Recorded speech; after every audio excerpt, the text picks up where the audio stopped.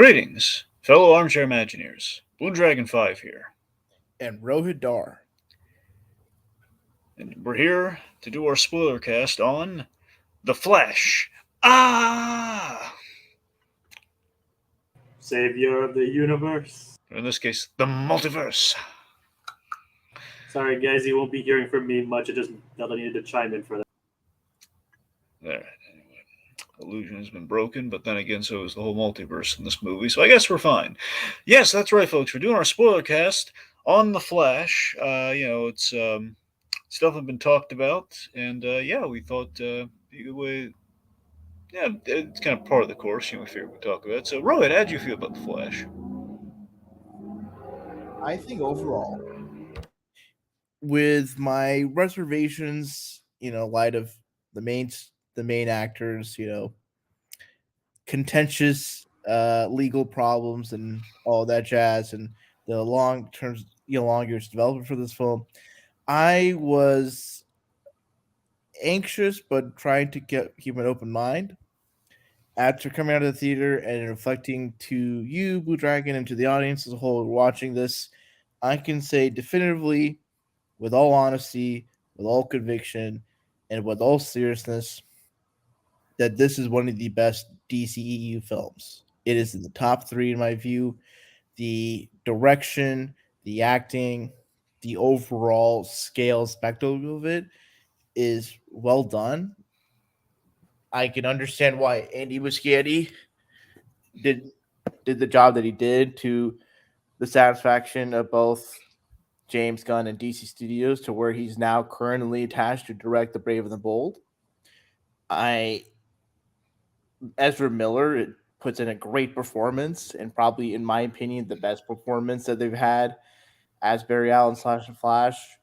Michael Keaton is fun to watch as Michael Keaton Batman, and that's coming from someone that, while I appreciate where the Burton films and Keaton's portrayal as Batman are in history, I don't love them as my depictions or my definitive takes in Batman in media.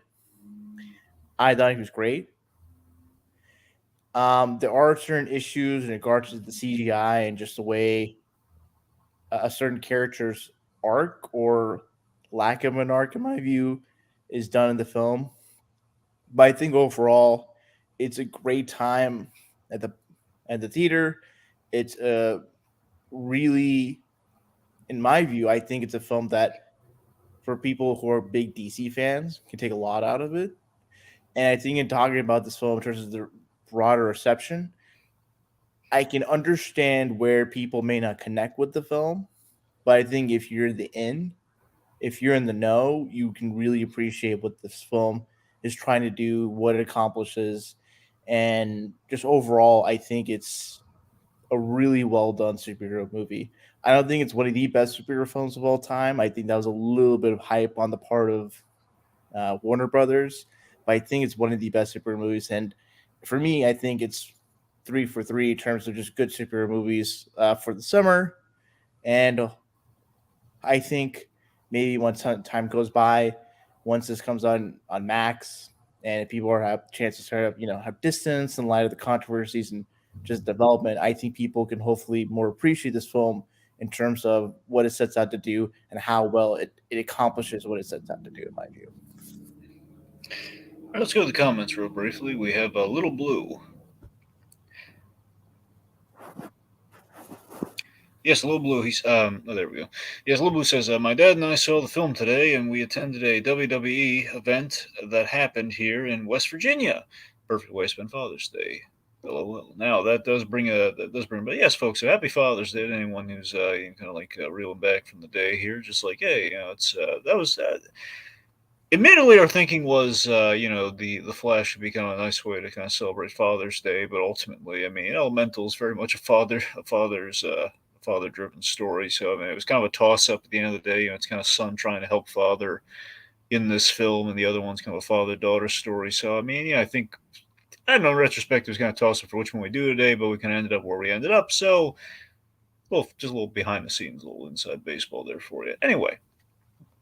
So, but I mean, the Flash does seem very much like a good father-son movie in terms of a lot of fathers being taken to the movies for Father's Day. I'm sure we're seeing the Flash, to put it simply, even if not just for the Flash himself, then especially for the Keaton of it all. And beyond those two things, especially in the third act, and we'll get more to this, the cameos and appearances. In spite of how those cameos are depicted, I think just the fact that there are references to prior DC properties that probably fathers of a certain age grew up watching as a child or young individual can kind of stoke in a little bit of nostalgia as they're sharing this this theater space with their son or daughter and whatnot. So before we read any more comments, let me just get my thoughts out there, and then we'll dive back into that. So I'm I find this movie to be a mixed bag for me. I think it has some great highlights. There's a lot to love about it, and again, overall, it's very well shot. It's Here's the thing: this movie is it's in this.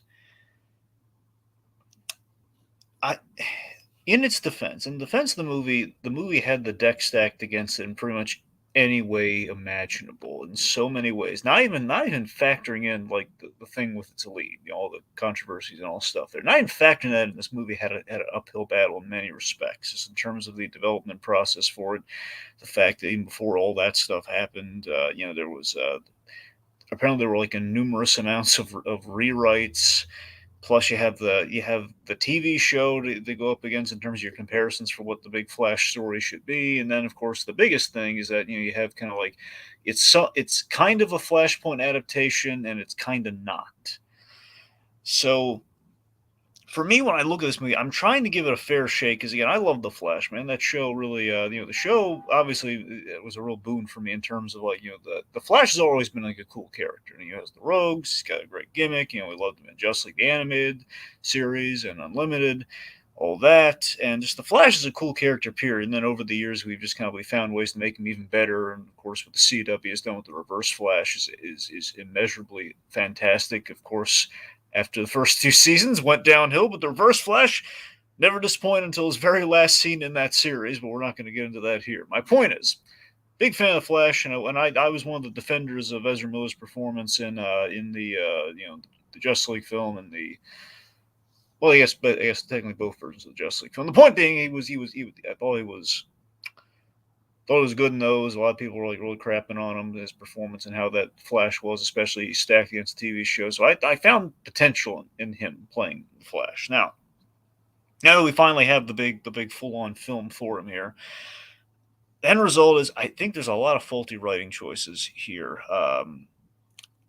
Because of all the drafts, and I think it shows. And I didn't look too deeply into the behind the scenes, but I did see I can see being consistent with what the end result is here because it sounds like DC, or I guess Warner Brothers more accurately, Warner Brothers was pushing the multiverse agenda here, and I think that compromised the heart of the film, which is really strong. I think the heart of the film is really strong, and I think that's where the best elements of it do shine.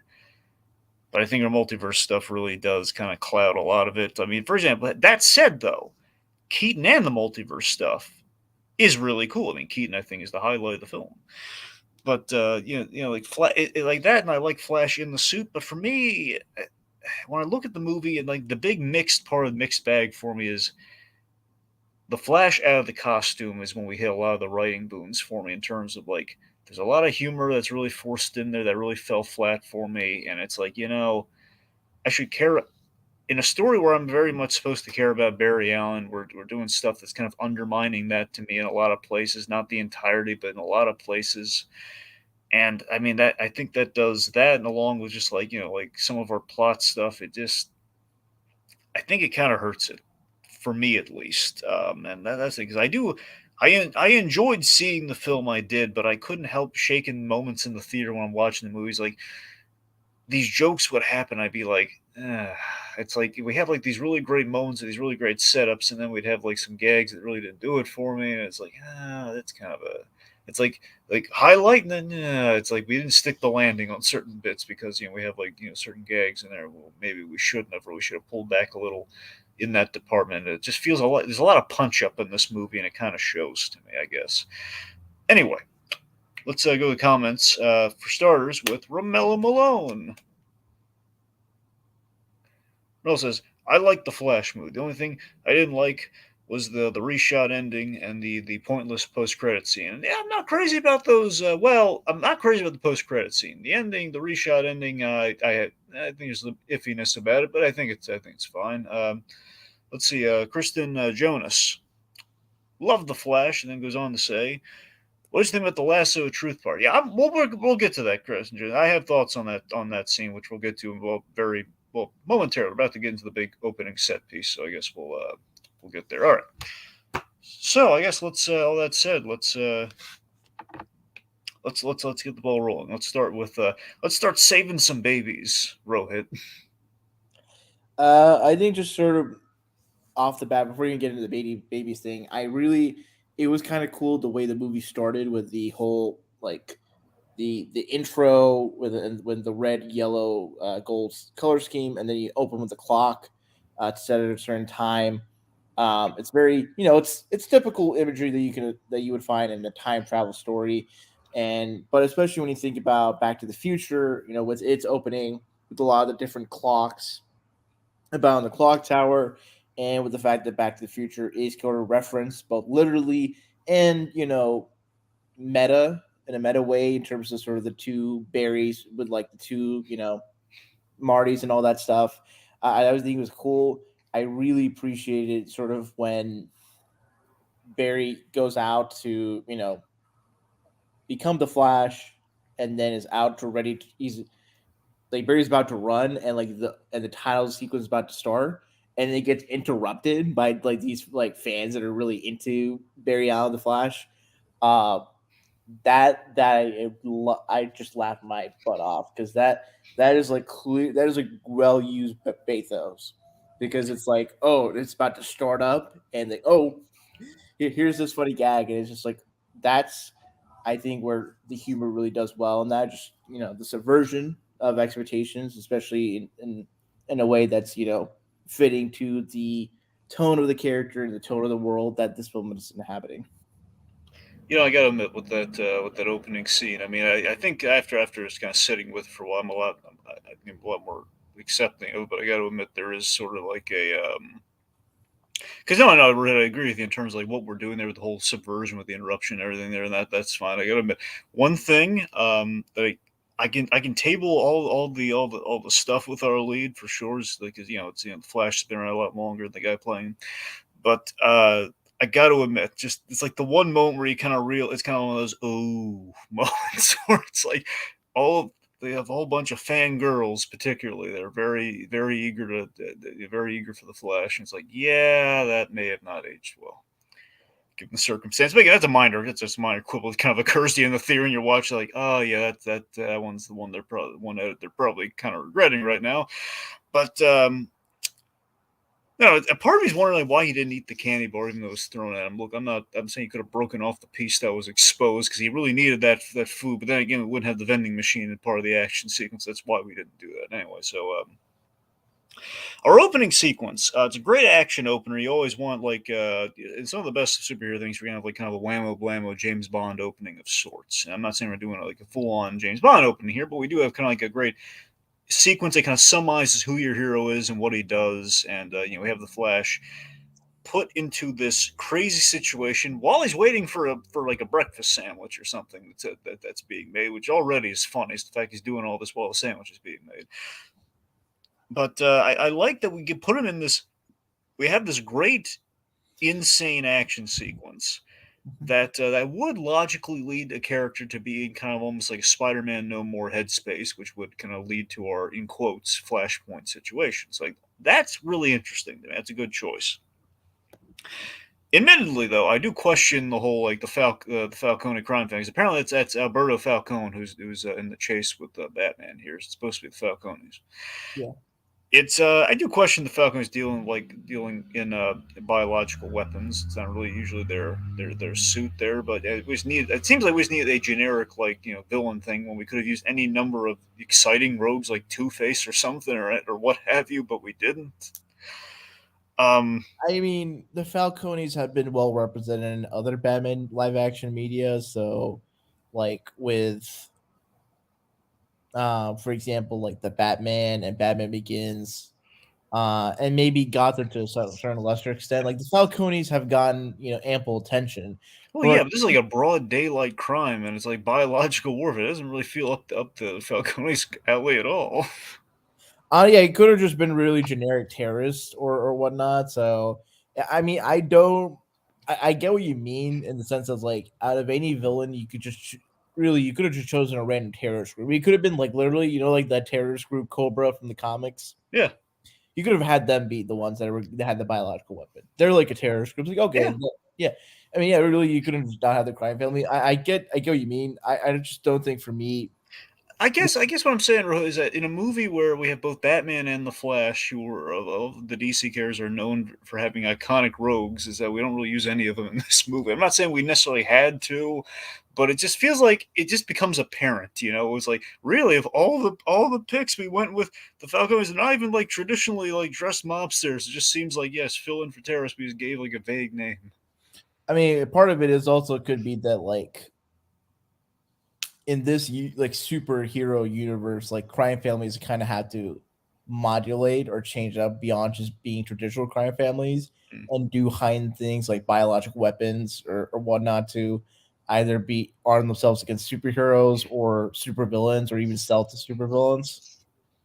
That's kind of that's kind of sort of a headcanon that kind of makes up to make sense of that particular I mean, but sure. but that's not saying in the film. It really just I agree. It could have been just any group, and I think the Falcones being there is like I think they just wanted like all right, what's like a Batman thing that like Batman fans could recognize, but they're not like a big enough thing where like they're gonna cry foul. I mean, you're crying foul obviously, but like in the grand scheme of things, it's not like a character disturbance because I'm it's just saying it just feels like it was like an afterthought of like, okay, let's label these generic terrorist guys the Falcones because that's that makes it a Batman no, thing, yeah, right?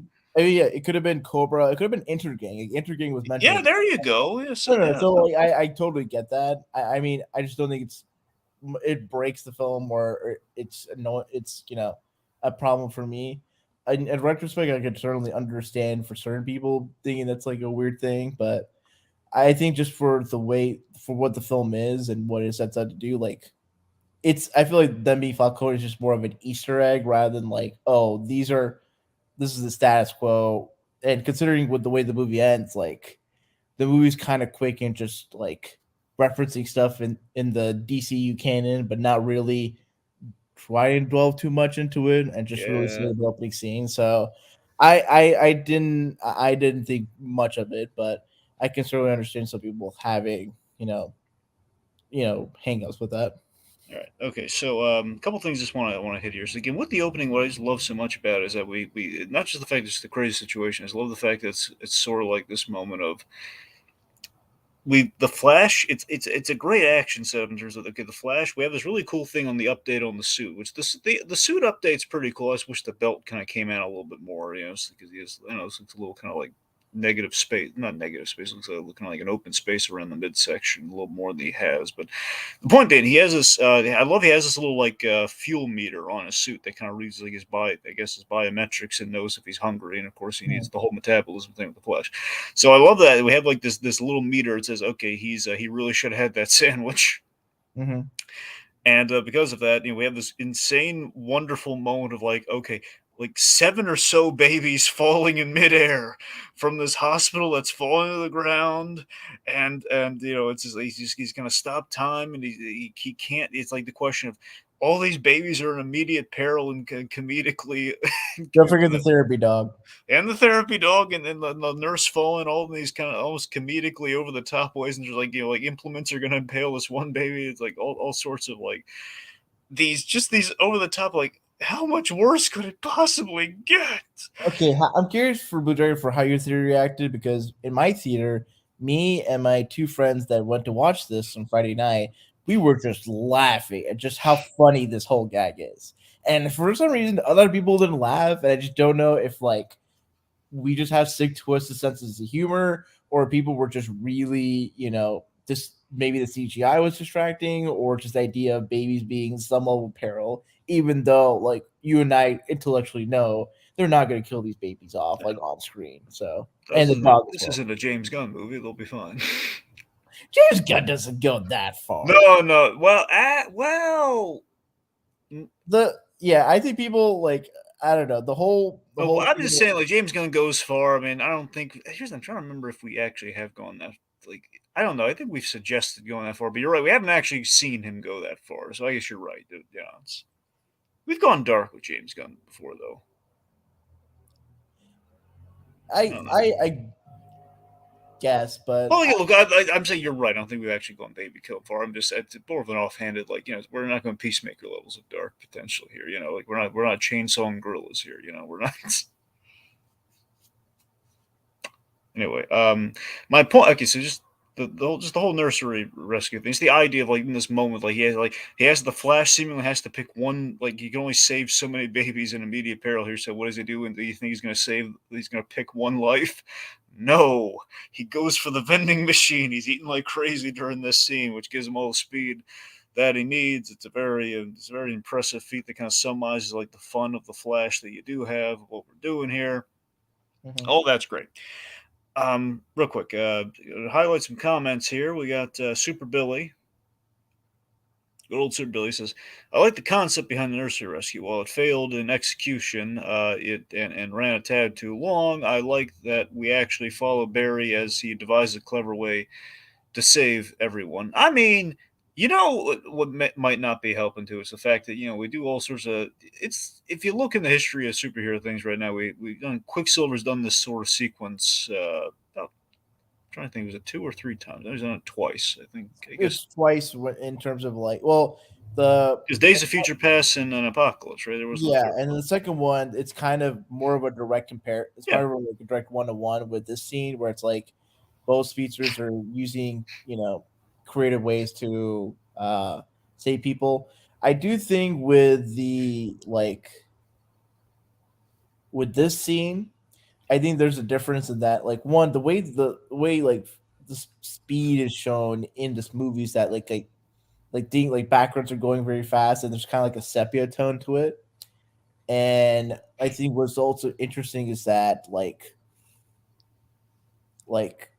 way I think of it is that for the apocalypse scene, there was just a lot more of like people were just relatively staying still and like Quicksilver just kind of moving back and forth. Yeah. You see Spleeper, whereas for Barry, you can see his body. Like you don't see much of a blurring effect.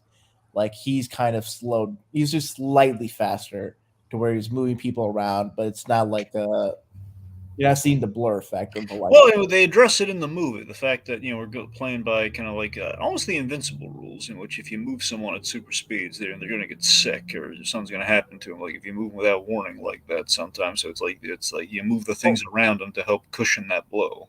I mean, also the friction, right? Because yeah, his body and the suit that he's wearing can handle that level of friction. But it's I guess that's maybe the more technical. But yeah, you're right. So it's point to be like moving them. There's going to be some. Yeah.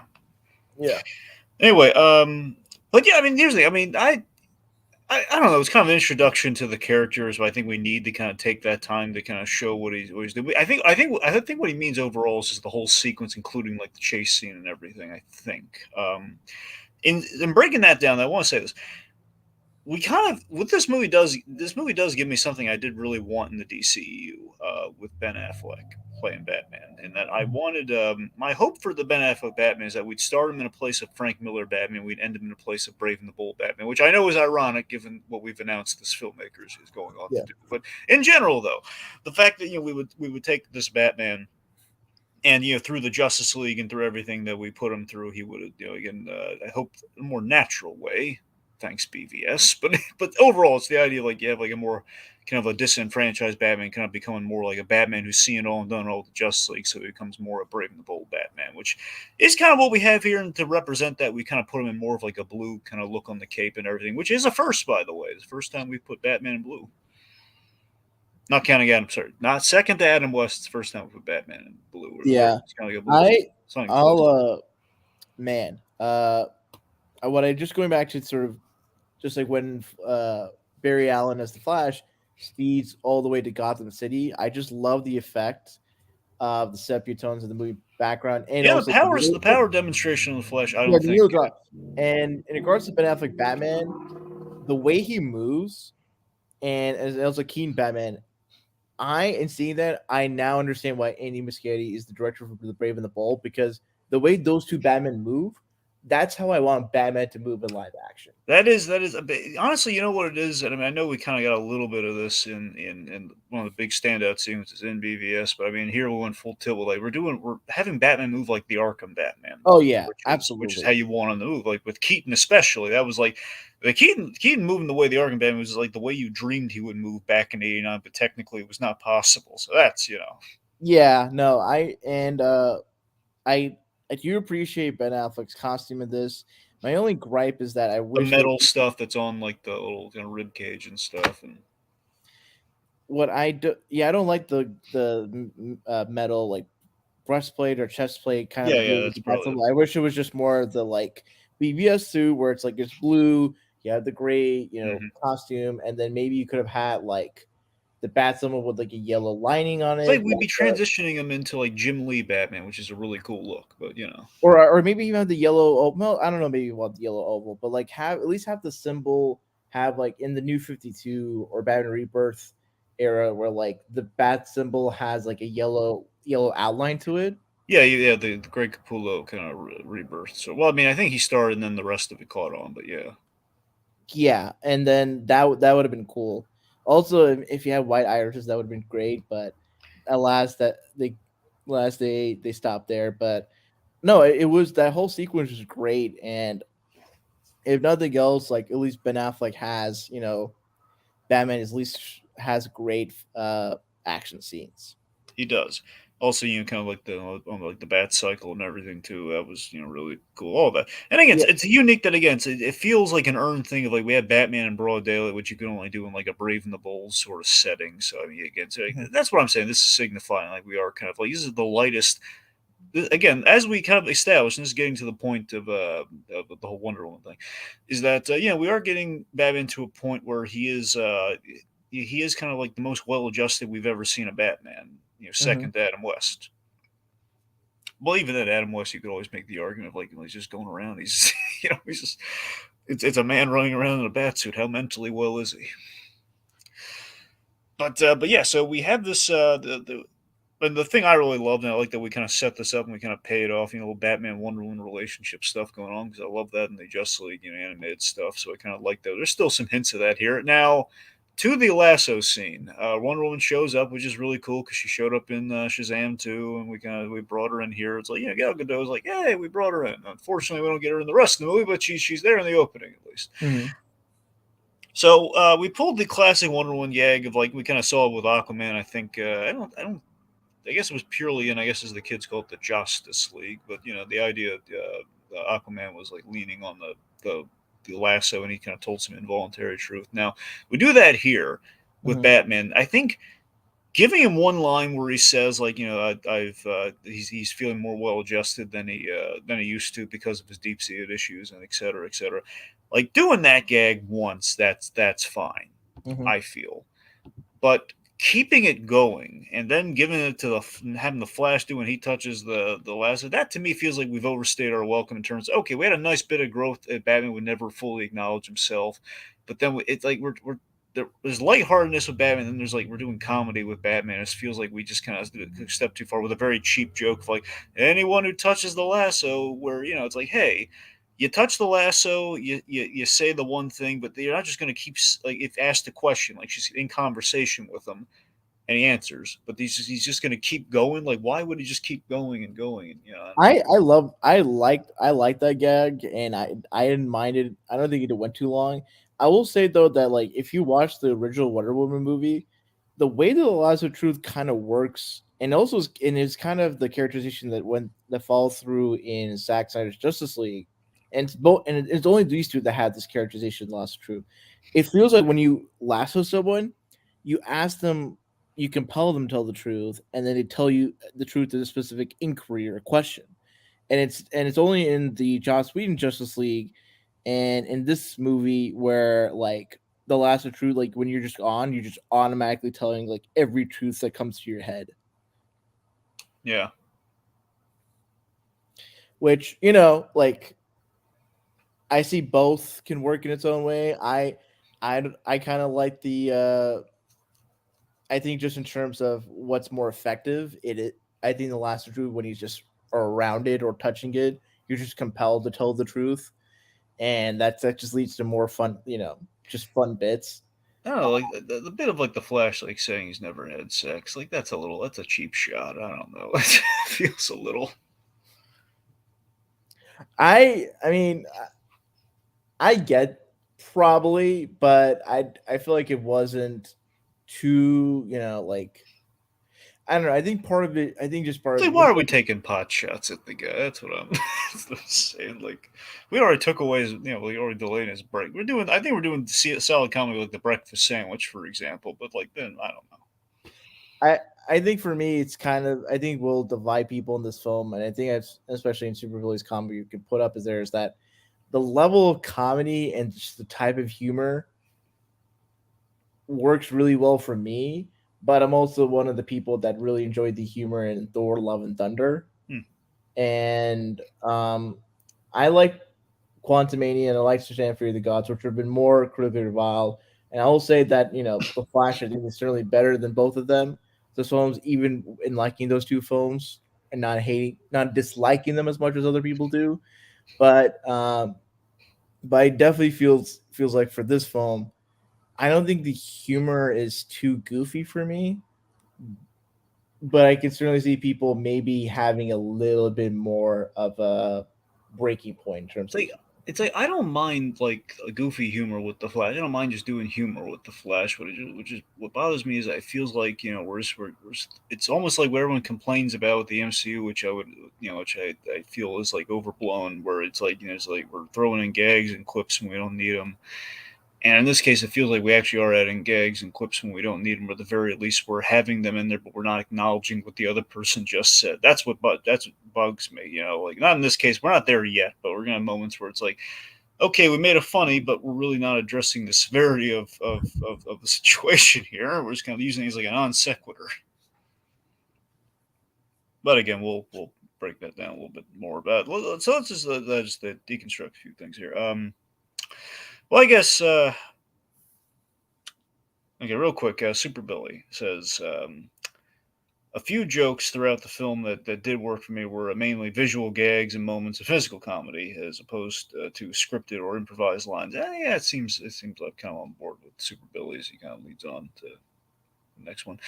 All right, so here's what I want to bring up. So this is kind of there's a disadvantage of let me talk about one of the disadvantages of the film here. Where again, this film, unfortunately, because of just when it came out and everything, it's going to be prone to a lot of comparisons and a lot of stuff. Because it's the first time we get a Flash movie after we've done so much with the Flash and other media, and so on and so forth. So I want to talk about the origin because it's a very central thing to this film. When we kind of see the origin of the Flash. Yeah. So again, this is the disadvantage of the Flash TV series, where to me, the Flash TV series is the best representation of the Flash's origin. Period. I think it's the best of the Barry Allen Flash's origin. I think it's great. You get the Reverse Flash, and I go gaga for that character. But that said, I can respect that they need to streamline it here. I can respect that because even if you look at something like the Flashpoint Paradox animated film, they had to streamline that. Like, for example, they didn't address the whole frame up with the father and the Reverse Flash to at least the way it's represented in that movie. He was not responsible for the death of Barry's mother. He just really hated him for a whole bunch of other reasons. So even taking that on its own, like you can streamline that origin and try and changing it up, and that's one thing. But obviously, we've done it best elsewhere. Now, what we do have in this movie, in terms of how we streamline it, is we have this weird tomato sauce runner, and it's not just like a one-off thing. But it comes back a lot. And it just feels. I don't know. It just feels like we've associated this this just dramatic point of our movie with tomato sauce, which we're then just gonna. I don't know. It's not even so much that we're making like a gag or anything. It just feels like it's just kind of like a weird like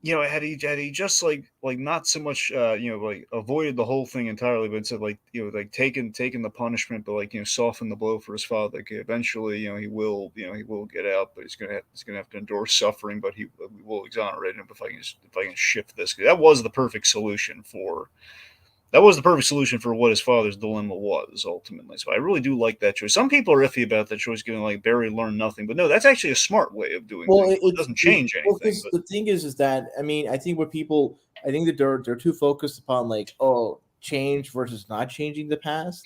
I think what Barry was learning about is that the things that define you, if you try to change those things that define you, you kind of unmake yourself in the world.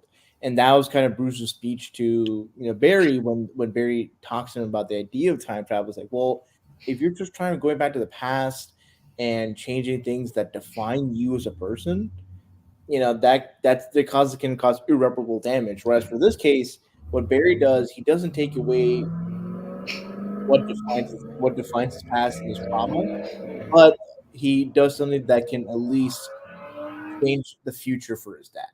And I think that's sort of the important things that you can't change the past, but you can change or do things in the present that can lead to a better future. yeah. Yeah, okay. Super Billy in the comments says the actress who plays Nora Allen delivers a great performance, which gets us invested despite her limited screen time.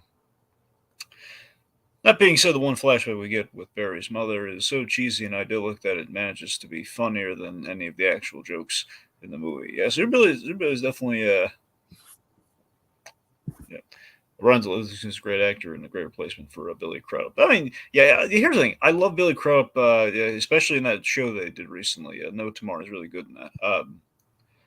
I'm sorry, not No Tomorrow. I keep Hello, thinking. tomorrow. So, yes, Hello. That's the, there's a show called No Tomorrow, and there's Hello Tomorrow, and I keep screwing that up. But yes, Hello Tomorrow is really good, man. Mhm. But yeah, there's a moment in Justice League. I think it's in both cuts. I think I forget if it is. Where he's just like, he's got a foot in the door. It's like that's a. And it kind of it's a really lame moment for him. It's like of all the lines they could have given him to be happy for his son, like foot in the doors. It was never as much as I wanted to defend Billy Crudup, like that was like the one thing. He's like, yeah, we didn't get much doing that in that film, and that was like his big like catharsis with son and father. It's like, yeah, I don't know. Of course, he's excellent as Doctor Manhattan. Yes. I had a fan theory in my head when I saw like how the Flash moved with the blue lightning. And considering when Doomsday Clock came out, I was like, oh man, what if like they're with how dark the DCEU was, with Snyder being in the run, is it maybe the big twist is that like Doctor Manhattan was the one to make the DC universe in film the way it is, and then and like he's pretending, and then he is in the universe as like the Flash's father, and considering the Flash is a big part of the multiverse, maybe the Flash Superman could have been pivotal in like bringing a lighter DC universe. But that fan theory is obviously not true. But it was just sort of fun thinking in regards to when Billy Crypt was yes, just like Doomsday Clock, yeah.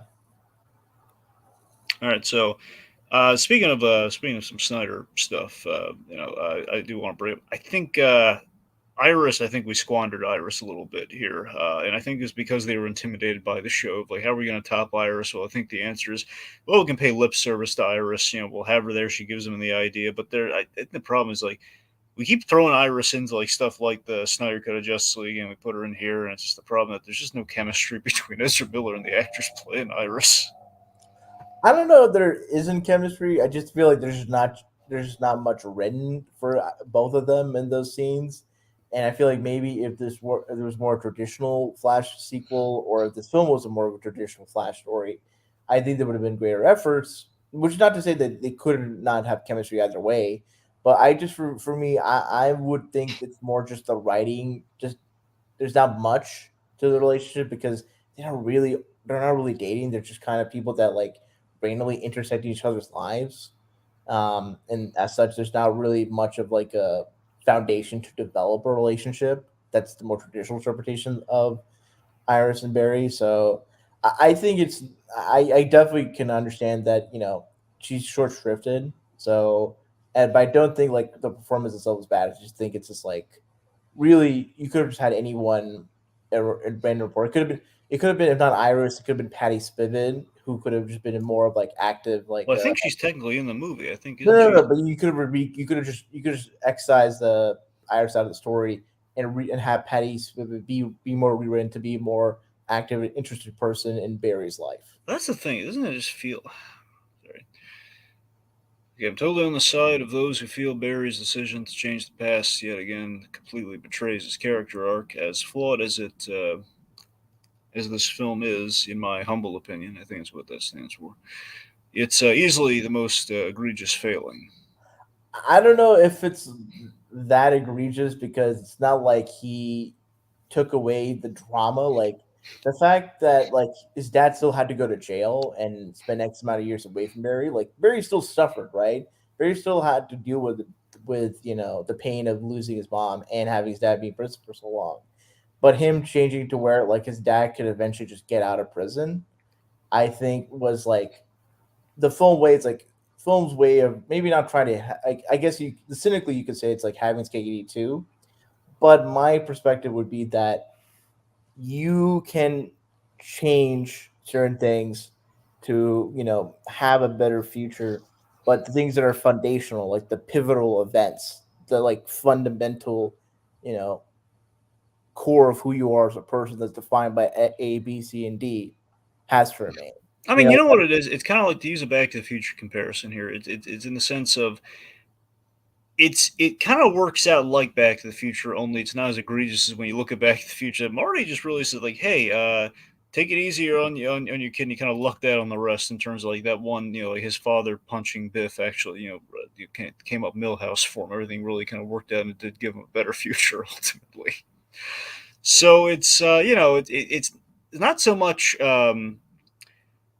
Again, the choices that were made again were smarter choices that didn't really affect anything compared to like just like I'm gonna actually change a major thing, and like, pretty much what Rohit has already well said here. I'm just saying like, I don't know. It's kind of like it's like how we kind of change things for the better at the end of Back to the Future. Only we've kind of narrowed it down to like a specific kind of choice versus just kind of like Mario just kind of lucked into it. The most he said that really changed anything was like, hey, well, by the way, if the kid like burns the family rug by accident, take it easy on him.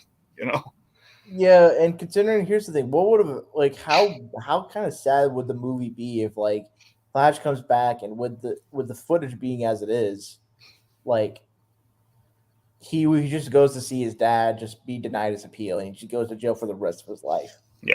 I feel like you kind of needed a win for Barry. That's the thing, yeah. He's given all at And it's a least small, and I feel like with the fact that like his dad still had to go to prison for a lot of Barry's, his whole life. childhood. Yeah, his whole Yeah, childhood. and I think this is a small victory in favor. And also, the TV show like had Henry Allen be exonerated Yeah, by the Reverse Flash giving a confession, and yeah. even though when you think about it, like if comparing the two scenarios, it's actually much more believable for Henry Allen to be exonerated in the Flash the way the events turn out versus like how the show does it, where it's like, okay, there's this random speedster, this random guy who has no prior connections to the Allen family. Well, no. They just in the show they just said Harrison Wells did it. So Harrison Wells is saying years after the fact. Again, he's wearing Harrison Wells' face, saying I Yeah, kill. yeah, but like the thing is that there are such things as false confessions, Yeah. and also Harrison Wells. It's like the question would be like, well, what's the motive for Harrison Wells to even want to kill, you know, and like to kill Nora Allen. B in the flashbacks to that time, like Harrison Wells, the real life Harrison Wells is with his like partner Tess, and people I think can more likely attest to his location and it would be hard like well how is he there and to have been the same time to where Barry's mom gets killed. Hmm. All right. Well, anyway, refocusing a little here. I do Yeah. want to. Speaking of time travel, I do want to well vaguely time travel, I guess.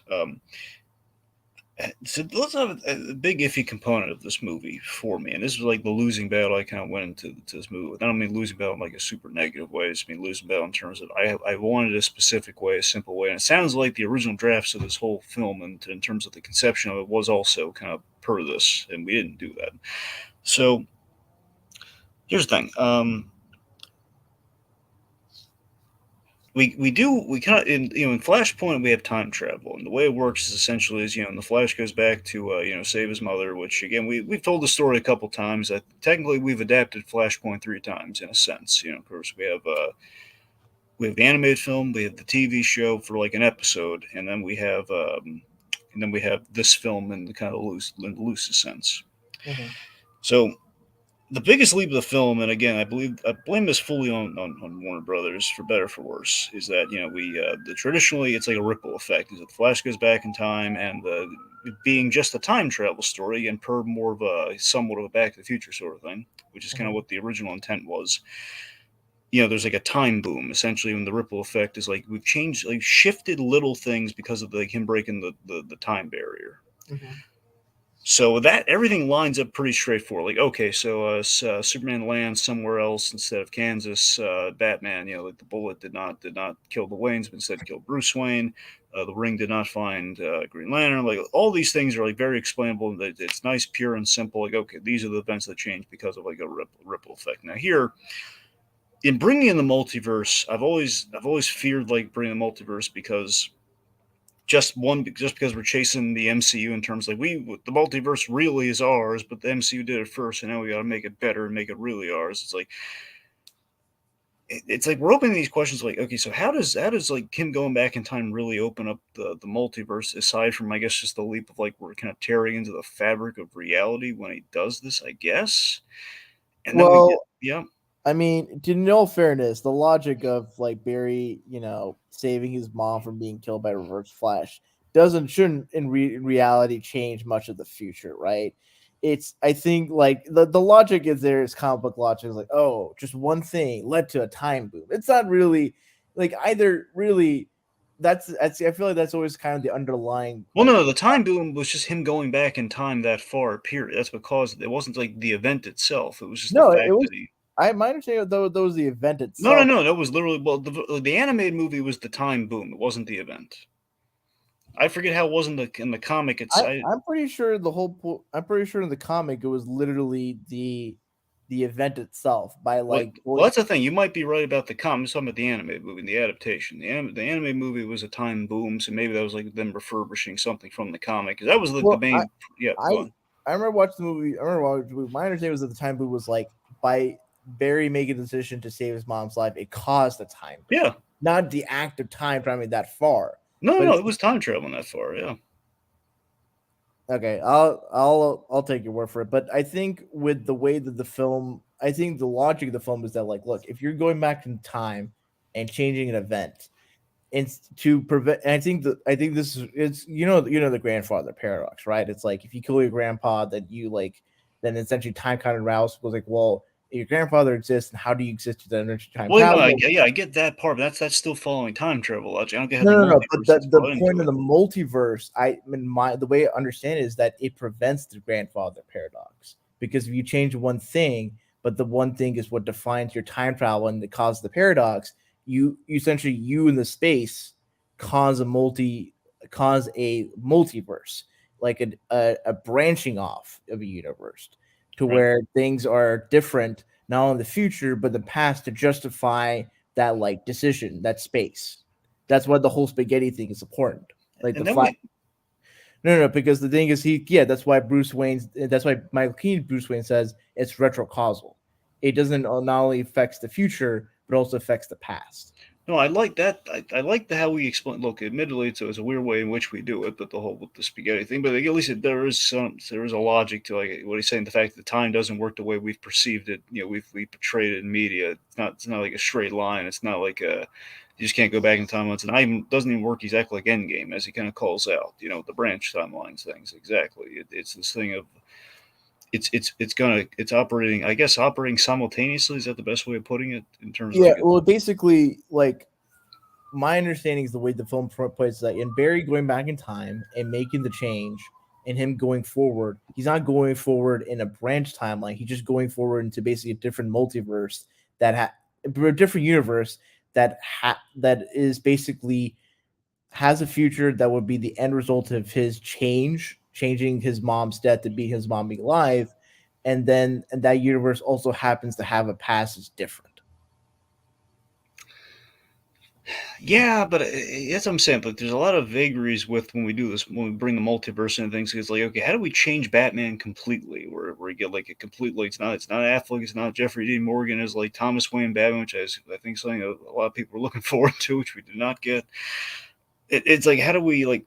How do those events change per se? Like Arthur, like the Aquaman is never born. I'm not. I know it's not because it's not time travel. It's not linked to these events. But I'm just saying there's vagaries of like, okay, so are we pulling, is it pure like a cross section of the multiverse in which, okay, so other realities are branching directly into it, like No, no, the analogy is, or no, like, because basically there's like different universes that have, for the most part, different events, but there'll be certain events that kind of intersect in the sense that like there are certain universes that will have like a similar set of events or similar type of like person. Like there'll always be a good number of universes where there's a Bruce Wayne as Batman, but how he looks can differ. Or in this case, like for this universe that Barry went into, the intersection like was like okay, like that there was the Zod alien invasion, but other events are different. well, yeah, but you see what I'm saying though. It's just the fact that it's kind of arbitrary as to the why. Like, why do like why do we get like a different face on Bruce Wayne? Like, how do we like, even the fact that like, we're gonna have differences in these Bruce Waynes, is the fact that, okay, it's not like a different Similar variant on Ben Affleck Bruce in the Wayne. same way that like Spider-Man has three different faces with Tobey Maguire, Andrew Garfield, and Tom Holland. Well, I mean, yeah, but they were brought in from other universes, though. That's what I'm saying. No, no, Like, no, they're not like it but that's seems the like, thing. But that's the thing. Flash went into a different universe because the thing is that in he can't when you time travel back and make decisions that would impact the stability of the universe. okay, so you're saying he entered into the a Yeah, by multiverse him making the decision, specifically. by him changing the decision of like saving his mom's life and going forward, he can't go forward in his traditional timeline because Okay, I think I he got you now. yeah, and so he essentially closed off his past. You know, like the end game rules, like your the future is your past or whatnot. It's like you Hmm. close off that universe, and when he's moving forward, he's going forward into a completely different universe that wouldn't be irreparably impacted by his mom being alive. Right. Okay, I think I got you now. Okay, Yeah. it's basically the fact that it's here. What I was missing is the fact that, yeah, he's going when he goes forward. He's not just like, it's not the same. That's why we have a different Batman in the universe, because Yes. we've basically gone into a different universe. Yes. Okay. Okay, well, I don't know. It feels like this even more than usual time travel stuff. You're gonna need like a flow chart, because my point is when you combine time travel, which initially starts off as, and then we go in the multiverse. I think it's a new concept, and it's gonna take some getting used to. It's gonna take, I guess, a lot of rewatches to fully kind of grasp the concept and get used to it. Not even let's not even so much grasp, just kind of get used to it. Maybe, I don't know. I guess too, maybe what it feels like. I'm not just trying like to hold on to the kind of crumbling ground here, but it feels like, it feels like this is all this stuff feels like territory in which we want to do a crisis movie with the Flash, but we couldn't quite do that for a number of reasons, and it just feels like, like again, it just feels like we're distracting with like, okay, so we're throwing a whole lot more at our character here, when maybe it should be directly like, like he's made a choice, and he's imperiled the world, but we got to give it kind of a nice wrapper for how we put the world in peril.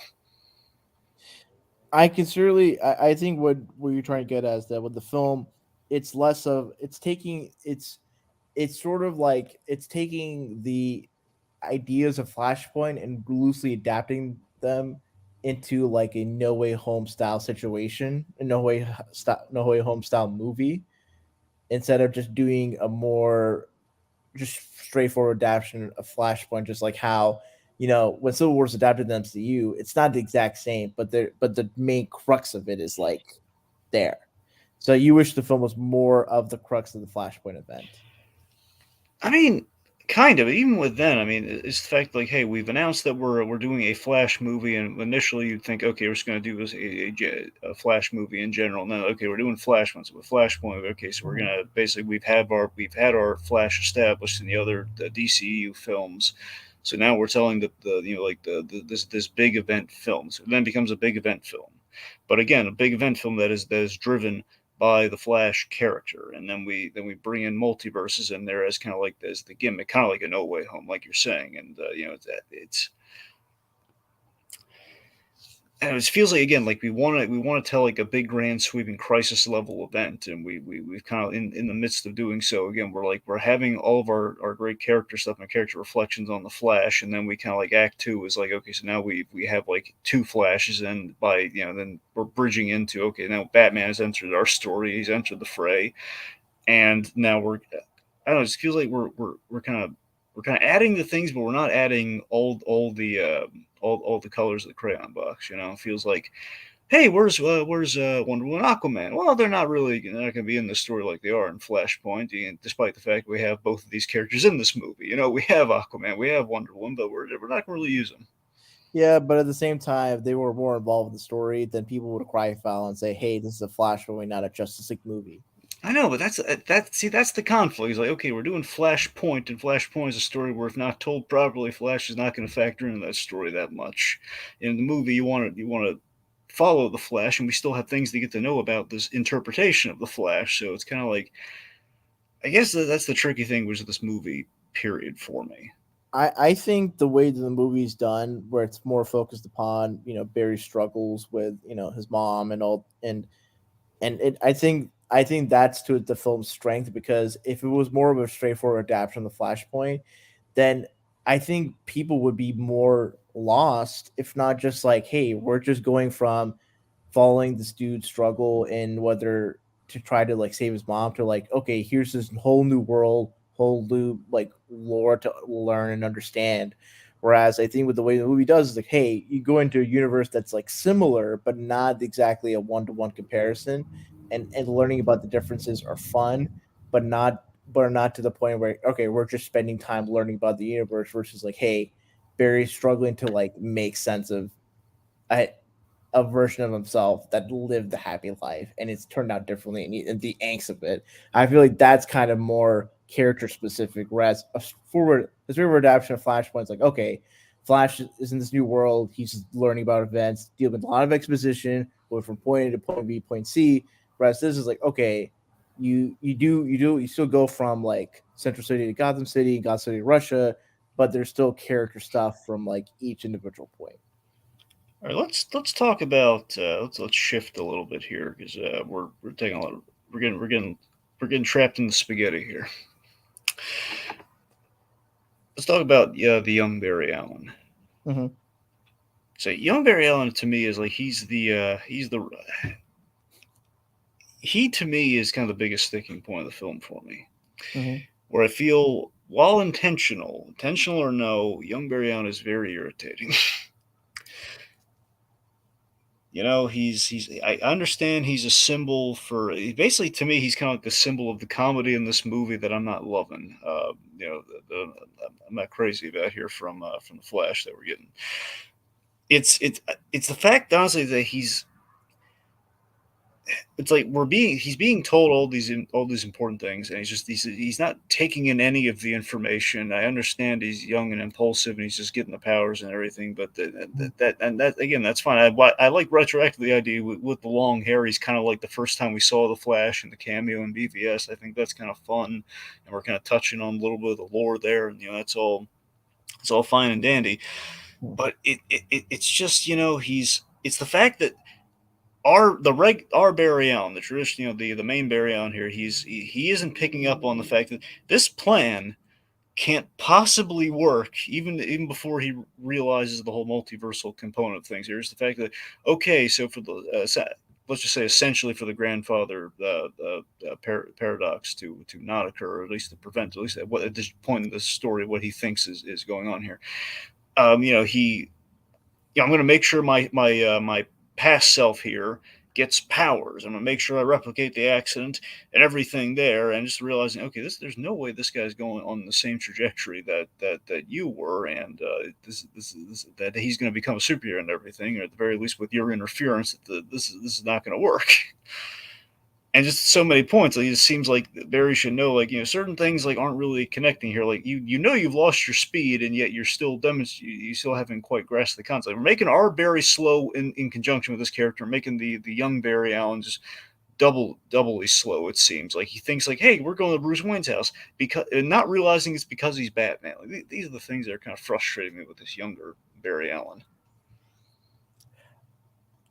Yeah, I guess this is just where like I It's a think taste thing for sure. like you said, Yeah, I guess what I do see your point to a certain extent. But I was like, well, why would Barry think to just have his younger self get the powers? Because as far as I explained to you, it's kind of just in a different multiverse, so he couldn't just time travel back. yeah.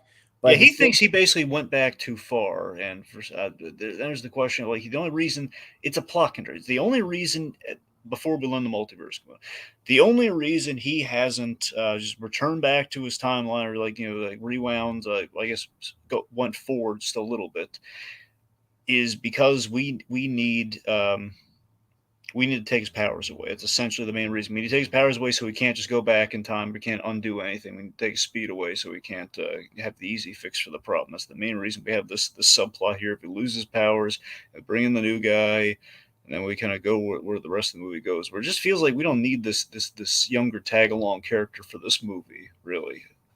To me, I think the point was to sort of demonstrate for Barry what are the consequences of having his you know, mom be alive. And when you think about it, at least in the context of the film, it's like, well, and just as a sidebar, it's like the whole changing barriers to urchin in the comics, I felt was a bad move, and I feel like Flash was kind of hampered by it. But at least for the film itself, the film works in the sense that like, okay, if Barry has a happy life, if Barry's mom's alive, Barry would have to be a fundamentally different person. And I think showing the difference was demonstrated like, well, even though your mom's alive, in a sense that like you kind of are in a bit of a, like arrested development, and which is not to say that like oh every kid should just have lose a parent and just be forced to grow up traumatically. But for Barry Allen, like if he didn't have that trauma, he wouldn't be engaged to become a forensic scientist, be in the place and time in which in the internship, gone for the internship, and be in the time and place to where he would be struck by lightning, right?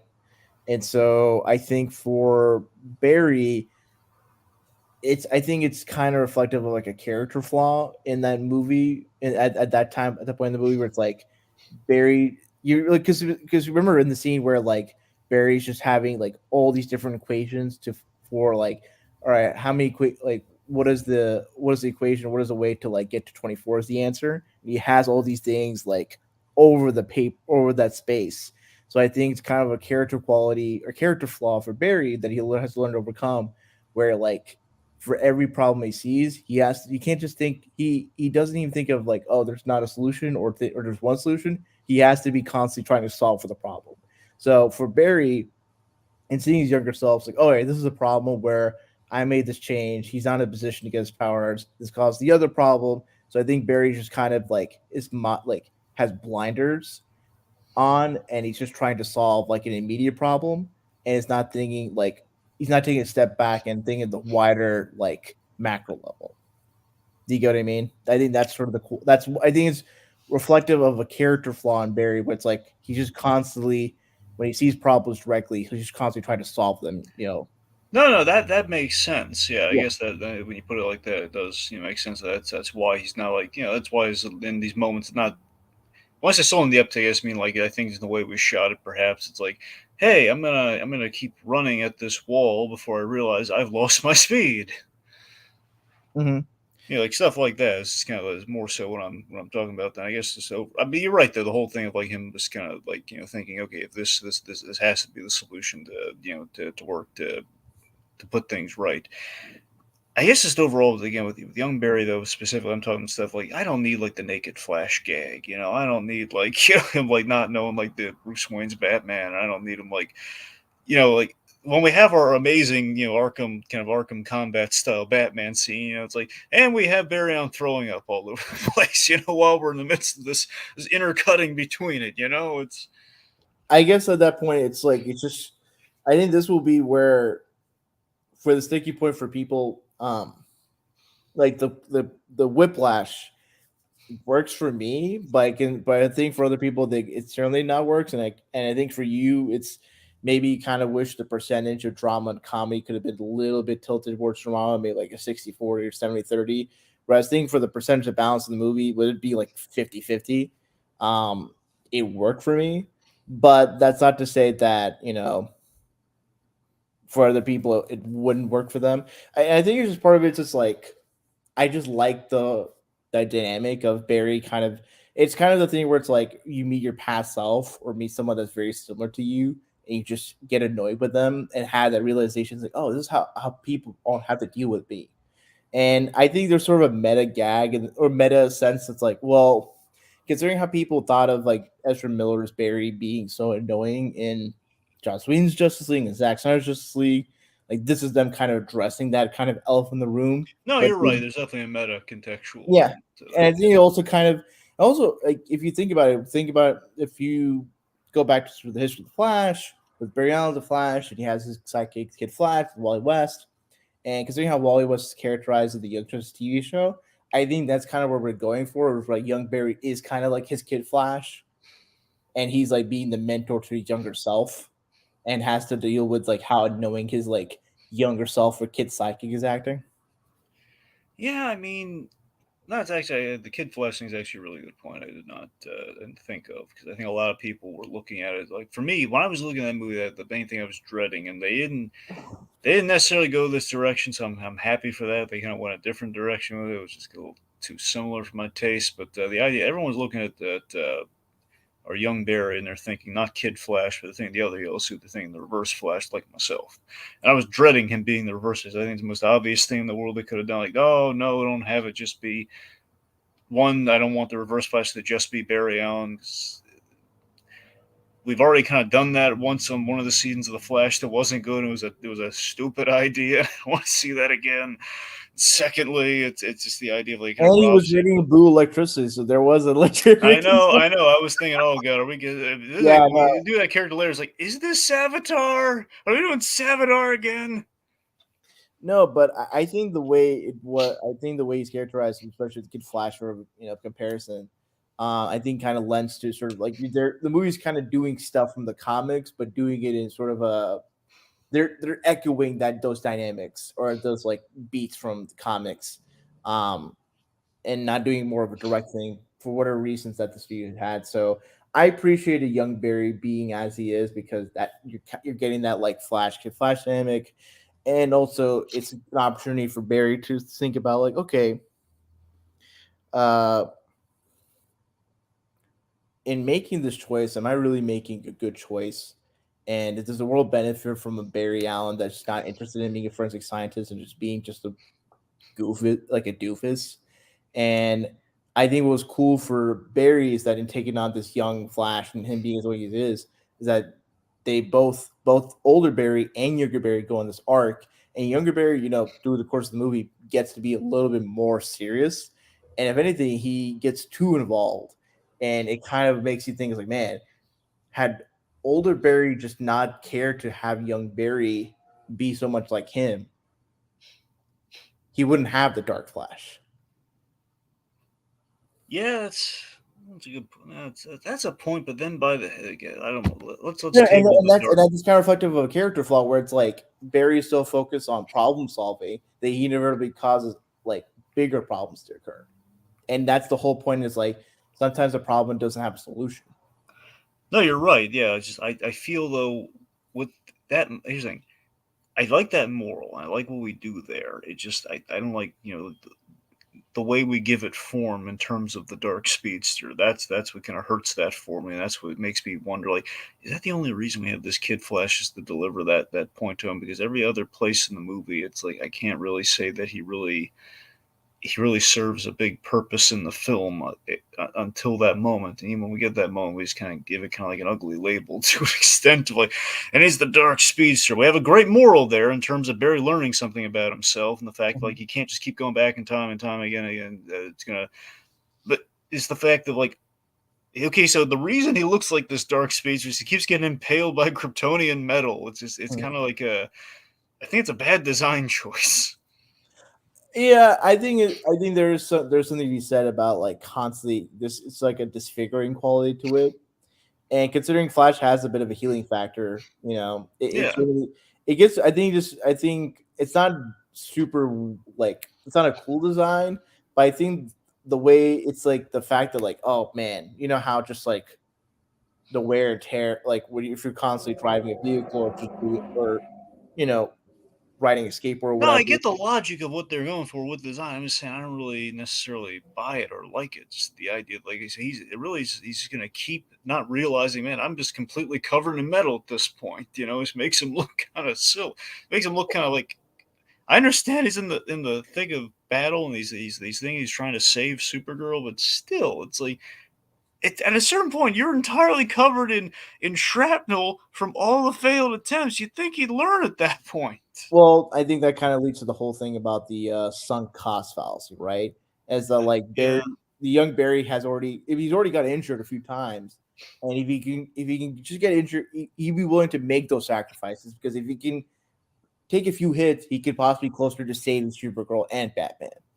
But the fact that it doesn't, then it's like okay, he's doing it's kind of the I think it's kind of where young Barry's kind of in my mind. I think he's doing these experiences constantly. He's kind of a bit of a psychotic break, right? Because it's like okay, I'm doing this all and all again. So I think for younger Barry, he's kind of slowly going insane and doing that. And I think that's sort of the point. It's like man, if Barry were to just constantly try to fix things in the past over and over again, he's a perfectionist. Be a perfectionist in that regard you're gonna go freaking insane. And the Dark Flash is the cautionary tale of that. True. All right. Let's see. So, I mean, one other thing too is one of the big stand moments from Flashpoint that we do adapt in this movie, and we adapted. I mean, we adapted pretty good. But the only problem is that we do it more than once. That undercuts it for me. We do the big stand moment is when Barry Allen very desperately tries to regain his powers, and that's what feels like one of the main reasons. Like, okay, we took his powers away Mm-hmm. for this, so we can basically do one of the iconic parts from Flash we do want to keep in this movie, which is going to strap himself to a chair and get himself struck by lightning Yeah. with chemicals and everything. But it kind of hurts me. Like we have that scene, that's great and that's effective and all that, but Yeah. then before that, it's like, okay, so we're going to give you your powers. You're going to sit in this chair right now. You're going to be baked in chemicals. Like the way in which we took his powers away and gave them to the other guy, it feels like we're doing the same setup twice, and we kind of like maybe kind of soften the drama of like we did it like once and kind of importantly, and versus like the time in which we do it, where to do it like it's going to fail horribly and seem like how are we going to do it again, and then Supergirl kind of saves the day and kind of helps us do it again. Like that's fine, but just the doing it after that lead up of like zapping his powers away that feels too.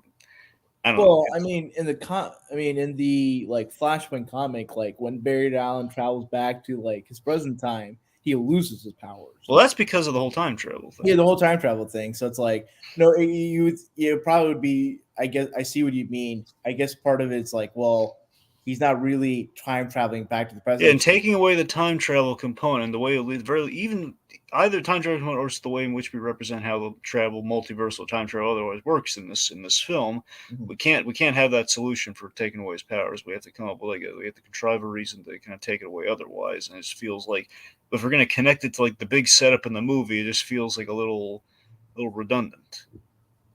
Or it could be it's yeah they could have had a thing where it's like in Barry coming to this whole like new universe he's slowly getting slower and then eventually at a certain point when like he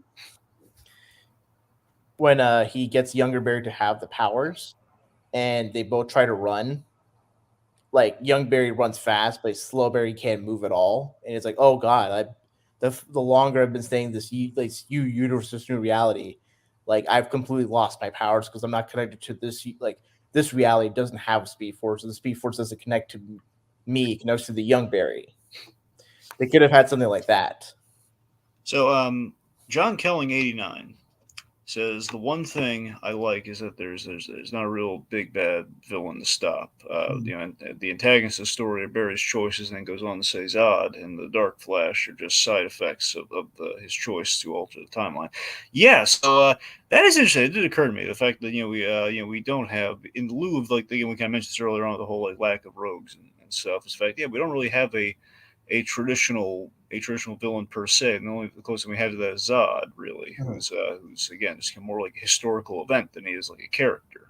Yeah So yeah, I mean, it was. I think that was it's an interesting unconventional choice, and all the time we always have. And there's the villain, so the fact that we kind of misdirect Lazard as the villain is kind of cool in the Yeah, market. I think back to like when James Gunn was talking about how like he really liked this movie, and I think why James Gunn really likes this movie is one, there's like a level of comedy and a level of earnestness to this film, but also like the way he like I remember James Gunn in recent interviews talk about how there's not superhero fatigue, but there's too many like bad superhero movies in terms of like being formulaic and generic. So I think probably Gunn and seeing this movie, he probably really appreciated the fact that it doesn't have the traditional like, all right, you fight like a CGI fight between the good guy, bad guy, or like the beam in the sky sort of a deal. Yeah.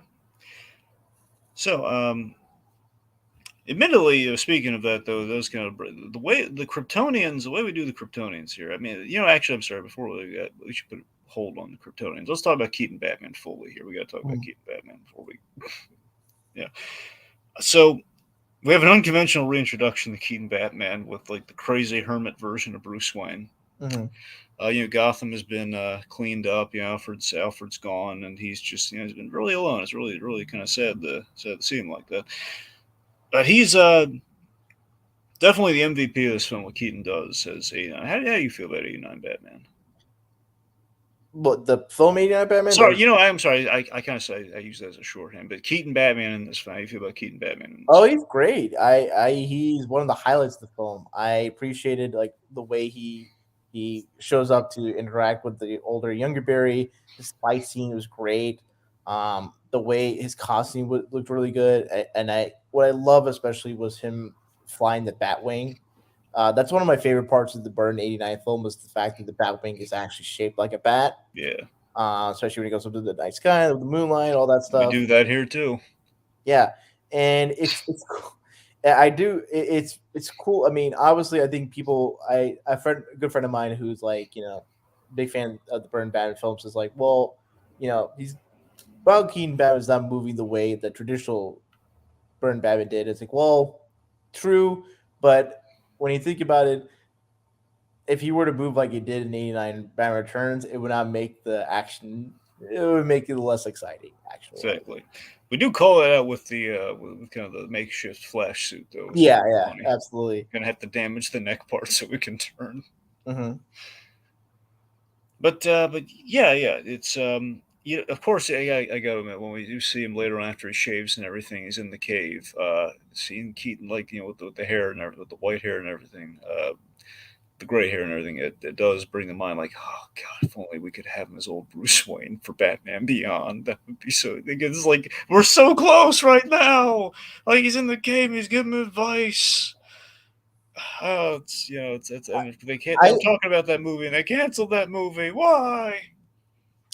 I mean, in light of the change in the guard and the regime, it makes sense that like if Gunn is not interested in doing that, at least not yet, then it wouldn't be fair for Gunn and company to be, I think that was more Zaz. Wasn't that more Zaslav than James Gunn like saying no? I thought that was like him saying we're going to shut down these projects that are in development.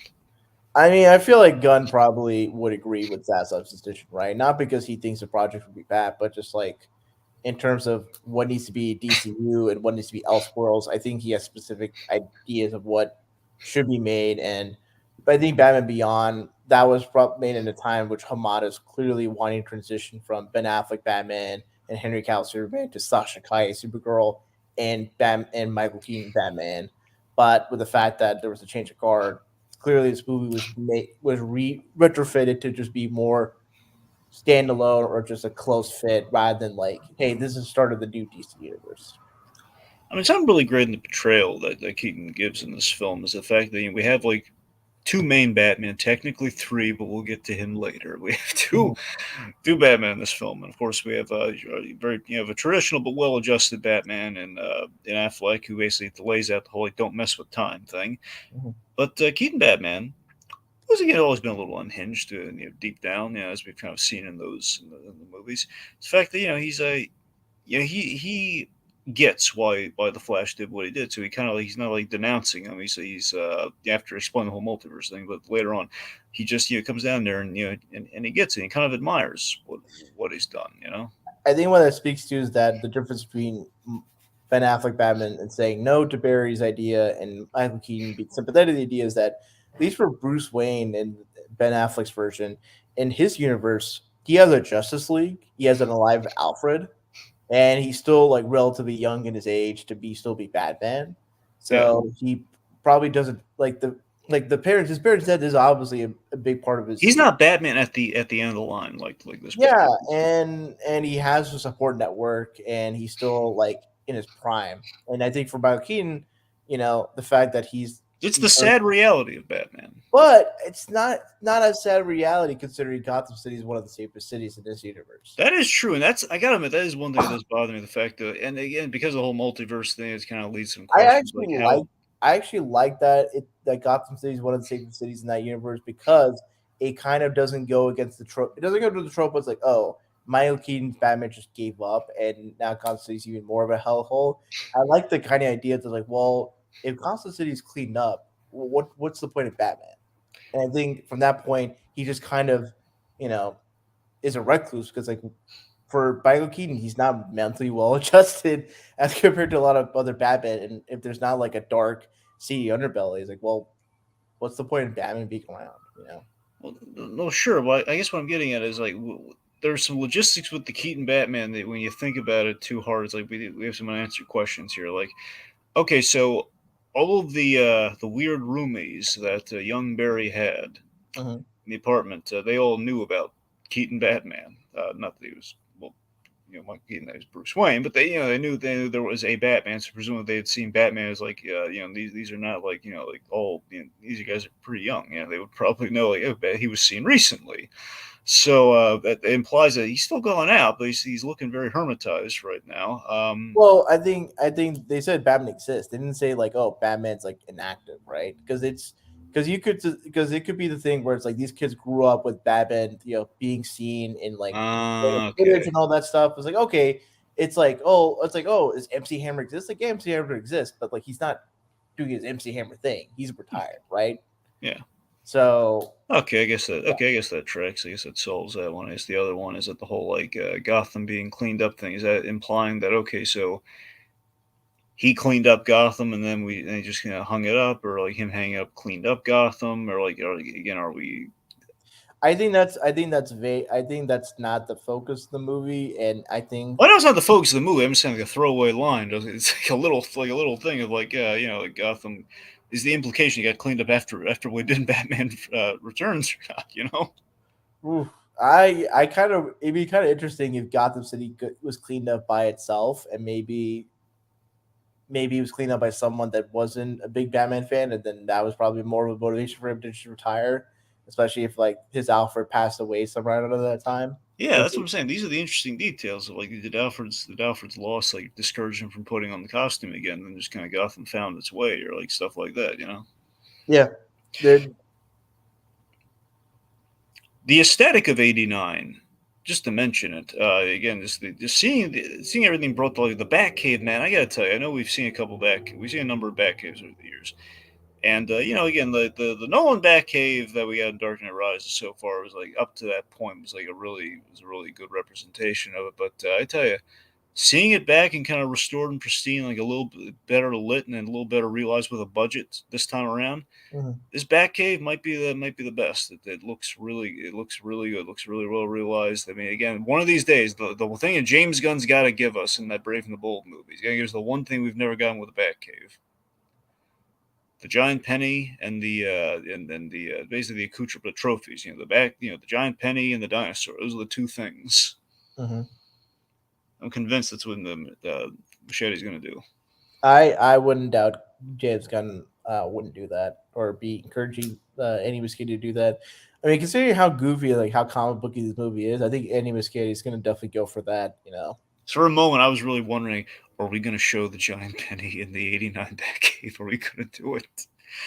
They didn't, but still, it's on the the fact that we're getting. I mean, the Bird movies are very theatrical. They're not certainly comic booky, but they're certainly out there to where a giant penny could be believable. I mean, here's an example for you.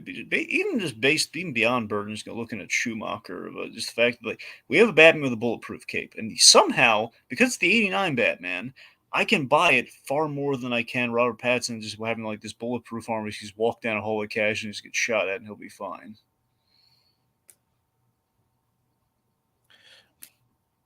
Oh, I mean, like isn't that weird?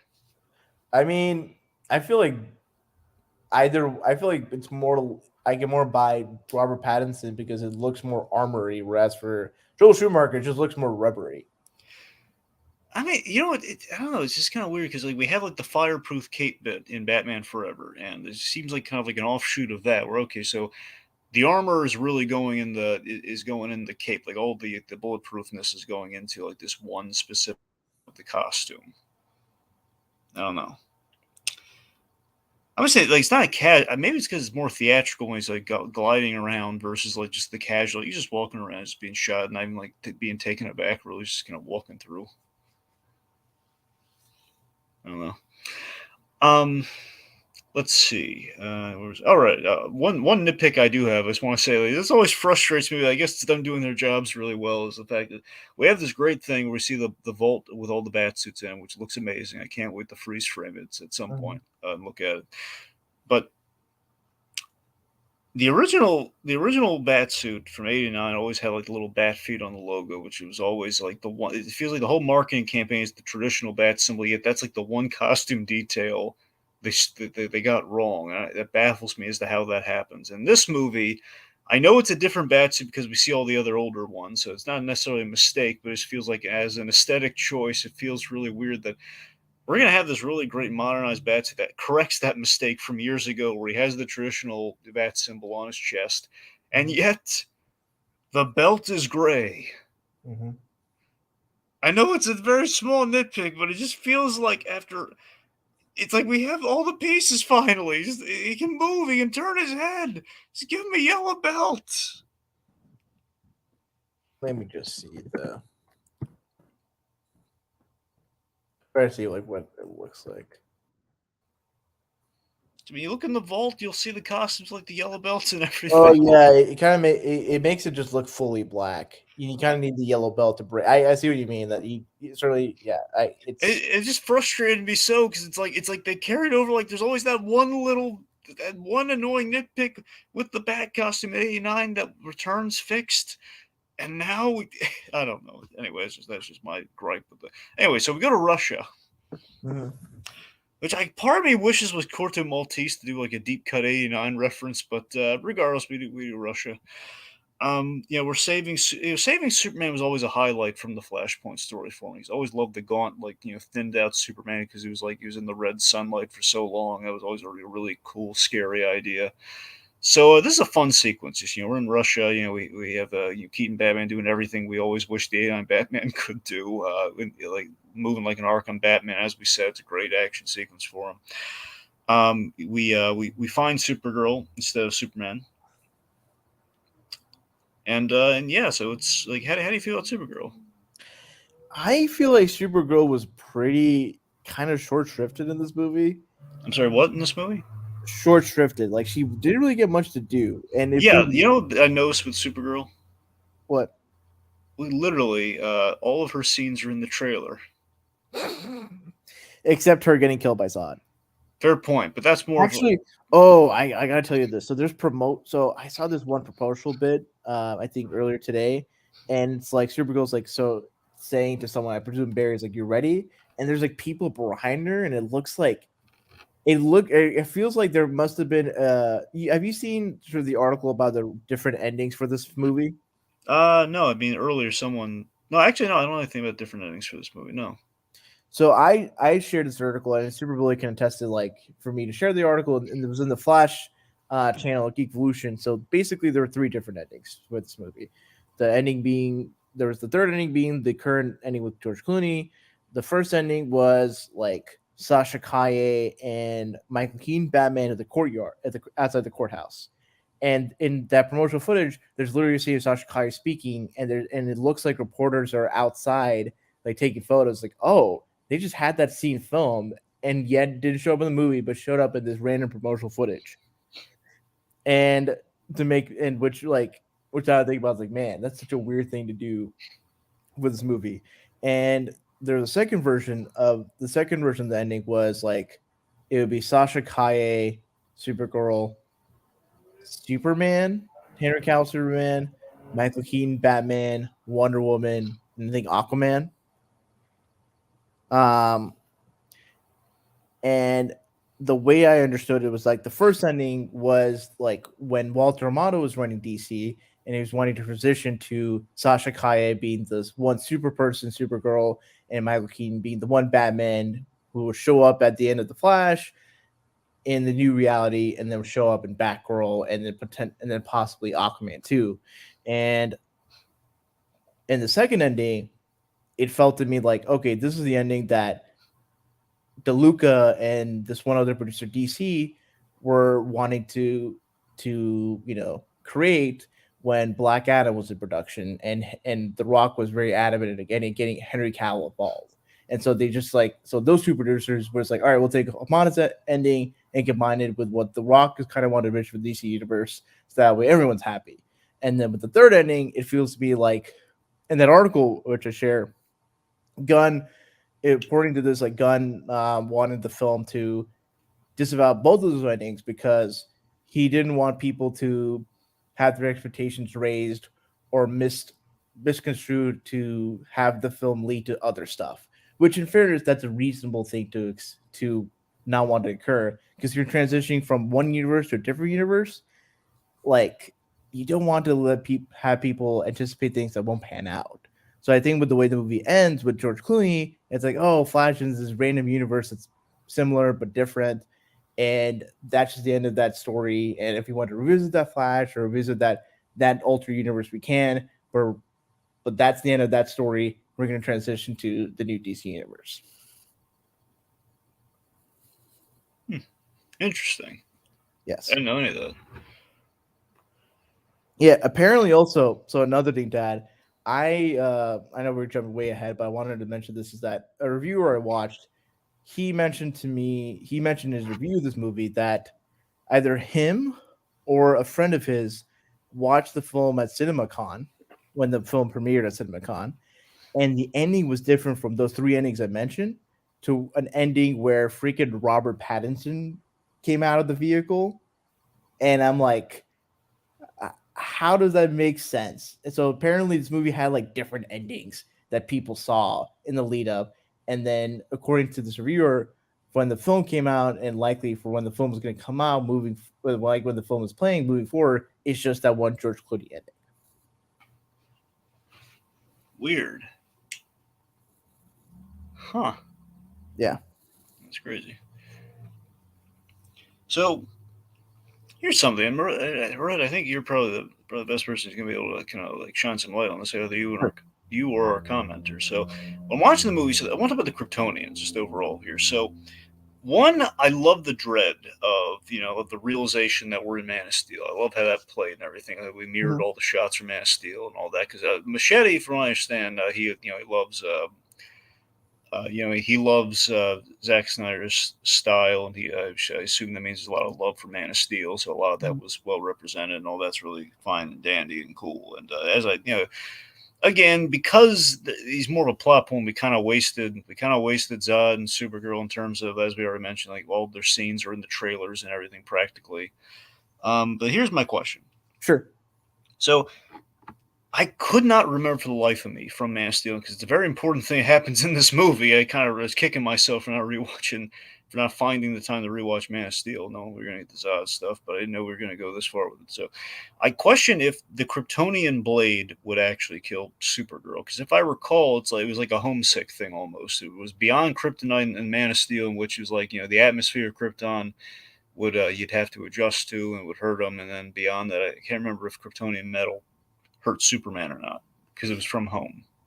Well, I remember. I think it's been. Well, I think I remember Man of Steel well enough to know that like there was never a scene in which like a Kryptonian soldier like slashed a blade or tried to strike a blade against Superman. It was all just like hand to hand combat. Well, I mean, when he was like destroying the world engine, like did he hurt his hands or anything? What do you mean hurt his hands? Well, I just mean like in Man of Steel, he destroys the world engine, at least one of them. Yeah, because there's like the energy beam that's like pushing down on him in the gravity, and he like and he flies up, with the triumphant music. And Oh, you're right. So yeah, he didn't actually beat up the thing. Okay, it was purely there was that moment with they had the whole Christopher Reeve meme where he saw like that for a moment. It looks like they might have snuck in like the little face on him. But yeah, yeah, okay, fair point. Yeah, okay. So they never took a stance on if the metal would hurt him. So like that. Okay, so that drove me crazy for no reason. That's the fact that yeah. So do you think? I mean, is the logic there that here's the thing, because the way we represent it here, because I kept thinking back to Man of Steel. Like, okay, so Man of Steel, we don't remove the little air pocket helmet thing, which of course if that happens. That's at least in the first instant it happens. It's kryptonite, so to speak, not actual kryptonite. It's just again, it's the whole adjustment to the atmosphere thing, all the sounds and the heightened senses, and all of that. But we do have the fight in which in Smallville, in which Superman is mixing up with Feor and kind of like the fill-in for Non. I keep forgetting what the fill-in for Non's name is, but that guy, the big monster man, as we call him in this film. So I'm fighting them, and the idea they do have like the enhanced strength and speed. So like that does maintain itself, and that all tracks. It's just again the whole metal thing. Like, would she logically would the would the metal just not impale her the way it does? Where do you come down on that? Like, do you think she should actually be immune to like just that being stabbed by that thing, or because it's from Krypton, it should actually hurt her? I mean, Superman in traditional comics media is like vulnerable to like getting really injured or really messed up from like alien weaponry. So True. I figure like why not like a weapon? Maybe the metal from Krypton is of a certain density or material that like it can pierce through like Kryptonian skin, even if Kryptonians are like under the power of the yellow sun. Well, I'm not even saying going as far as like have a reason for like why. Well, I'm saying for like, do you think it's just like the fact that it kind of fits in the whole like there are differences between things that are for all. It's like kind of like a fill-in for Krypton. I think like it was bathed in radiation or something. Like again, not I'm not saying it's like radiating. Like if she holds it, it's gonna hurt her. I just mean the fact that it's like almost like adjusted to like the density of like the gravity of Krypton, and something that maybe allows it to be lethal to her. I mean, do you think it plays by the same rules as the stuff we had in Man of Steel, like the whole like terraforming thing and everything? I would think so. Okay, because otherwise that feels like a big agree. So that the movie, I'm thinking like, wait, okay, well I guess that was established in Man of Steel. Otherwise, it makes no sense. Why would that kill her? The thing I found weird for Supergirl art to the whole Krypton stuff is like she like she uses her powers like when it's I guess with her being probably in Russia or just being in captivity for how many years, like she probably must come at a young age, so she must have gotten some powers over time, and then maybe that to take more. Maybe the Russians had to take more precautions to contain her. So I guess maybe her just suddenly being able to use the powers and fly just like without any training whatsoever. There is sort of a bit of explanation because in the first Man of Steel, like Clark had to learn how to fly and like Yeah. so. But I think maybe for her, she probably had that experience in her, if not training, but just like trying to do those things at an early age. And then there's probably more efforts to contain her. But for me, my thing was it's like, oh, like she doesn't care about humanity because she was tortured by them. Then she goes flies to Zod and then sees Zod like killed that one like military general and then release all hell. And it's like, oh, she's shocked by it. And she comes back. It's like Krypton is a place of hope, is a people of hope, not war. And it's like I remember Krypton how it was depicted in Man of Steel, Yeah, and that technically the House of L is hope. The rest of them, it's yeah, like but she said the people that of Krypton. Superman crest means But hope. she's But that people of Krypton is hope. It's like, no, the whole point yeah, of that movie was that Krypton fell and Jor-El was sending Kal-El to a place to where he could guide humanity to not repeat the mistakes of Krypton. yeah. I feel like it'd be one thing. It's like, I feel like it would have been better in my mind if her characterization was like she was just so traumatized and just so like she she had experienced so much and being captive that she just wouldn't want to put herself in a position of being like hunted down or chased by Zod, and like she went away because of fear, not because she hated humanity. And then when she sees Zod like taking and like killing all these people and potentially like terraforming the world, she like overcomes her fear and comes back and is the Supergirl that they need. That would have been more satisfactory because then it's like, okay, this girl is probably was intending on wanting to be with her cousin, but she's been stuck in captivity, and that kind of like trauma probably would make her more scared than the average person to go out and fight, Kryptonian soldiers. But in light of them wanting to hurt the world, it's like, well, I have to make a stand somehow. That would have been more interesting to me rather just like the way it's written. It's like she doesn't care about humanity, and then just seeing Zod like wreck people, she comes back and now is like on board and saving humanity. Okay, a couple things in the comments. Mm-hmm. Okay, let's see. So, I guess starting with John Kelling 89 here says he wondered why Zod wants to terraform the Earth into another Krypton. Because Zod's army basically are gods on Earth under a yellow sun. Why would they keep their powers under their home atmosphere? Now, here's the thing. You'll notice in this movie, none of them take off the clear helmets. I really think that they don't know. That's the thing. They haven't tested it out yet. They haven't taken the thing off. They haven't really they haven't gotten the full spectrum of the powers. But then again, that does stand the reason what Jen was saying. The fact that again, it still works where they do have enhanced strength and speed and everything. Yeah, I think like I remember in earlier comics there was a thing where it's like, well, it wasn't like it was Superman even being able to fly wasn't because of the yellow sun. Like the very early beginnings of Superman's comics, it's like it was because the atmosphere was different. So like I think it was like Krypton was more denser and thus Basically, like it was like a John Carter sort of thing. So, yeah, yeah, yeah. And then with the change to the yellow suns, like I think if Zod were to terraform Earth, they would still be gods because the fact that they would have super strength and moving around, that's because of the yellow sun. but again, no, that's just ours. We're talking about the atmosphere. So Super Billy does actually bring up a good response here, where he says, as Cap put it in the superhero rewind, if you didn't terraform Krypton, it wouldn't be like specific. Again, it's going for a fair similitude with Krypton. It wouldn't be like the Krypton he was programmed to protect. Essentially, that's what he's generally saying. Let's see. So John Kelly then goes on to say, is Supergirl being in Siberia a subtle reference to Red Sun? Maybe I'll say it is and call it a. Well, no, that's actually from Flashpoint, where he's Superman was kept in a.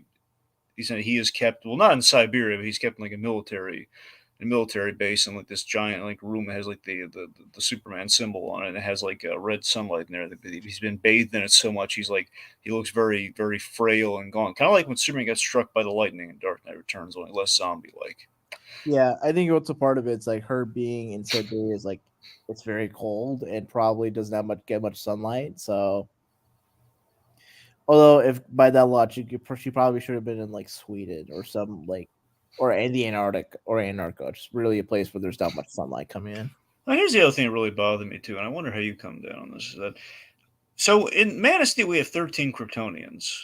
And I like the fact it was only like 13 Kryptonians, so it's still like, it's even that many gave us all the trouble we had in Man of Steel. Now, we have like a full army here, and again, unfortunately, all I can do is I have to chalk it up to the multiverse as to why it's like far more Kryptonians than it was in Man of Steel, just for multiversal reasons. Mm-hmm. But still, it just feels like, should we have reduced the 13 just to have kept that detail to make it more achievable and less like overblown, like, hey, we have a big army we're fighting. Do you think would like even the odds? Because even so, Batman died. I mean, the shocker folks, Batman died fighting, kind of our fill-in for Non there, and again, like it was also a little bit of an homage to Batman Returns with the guy with the bomb. But Mm-hmm. he's Batman's dying fighting one of these guys and didn't even phase him. I think it was 13 of those guys would have sufficed enough.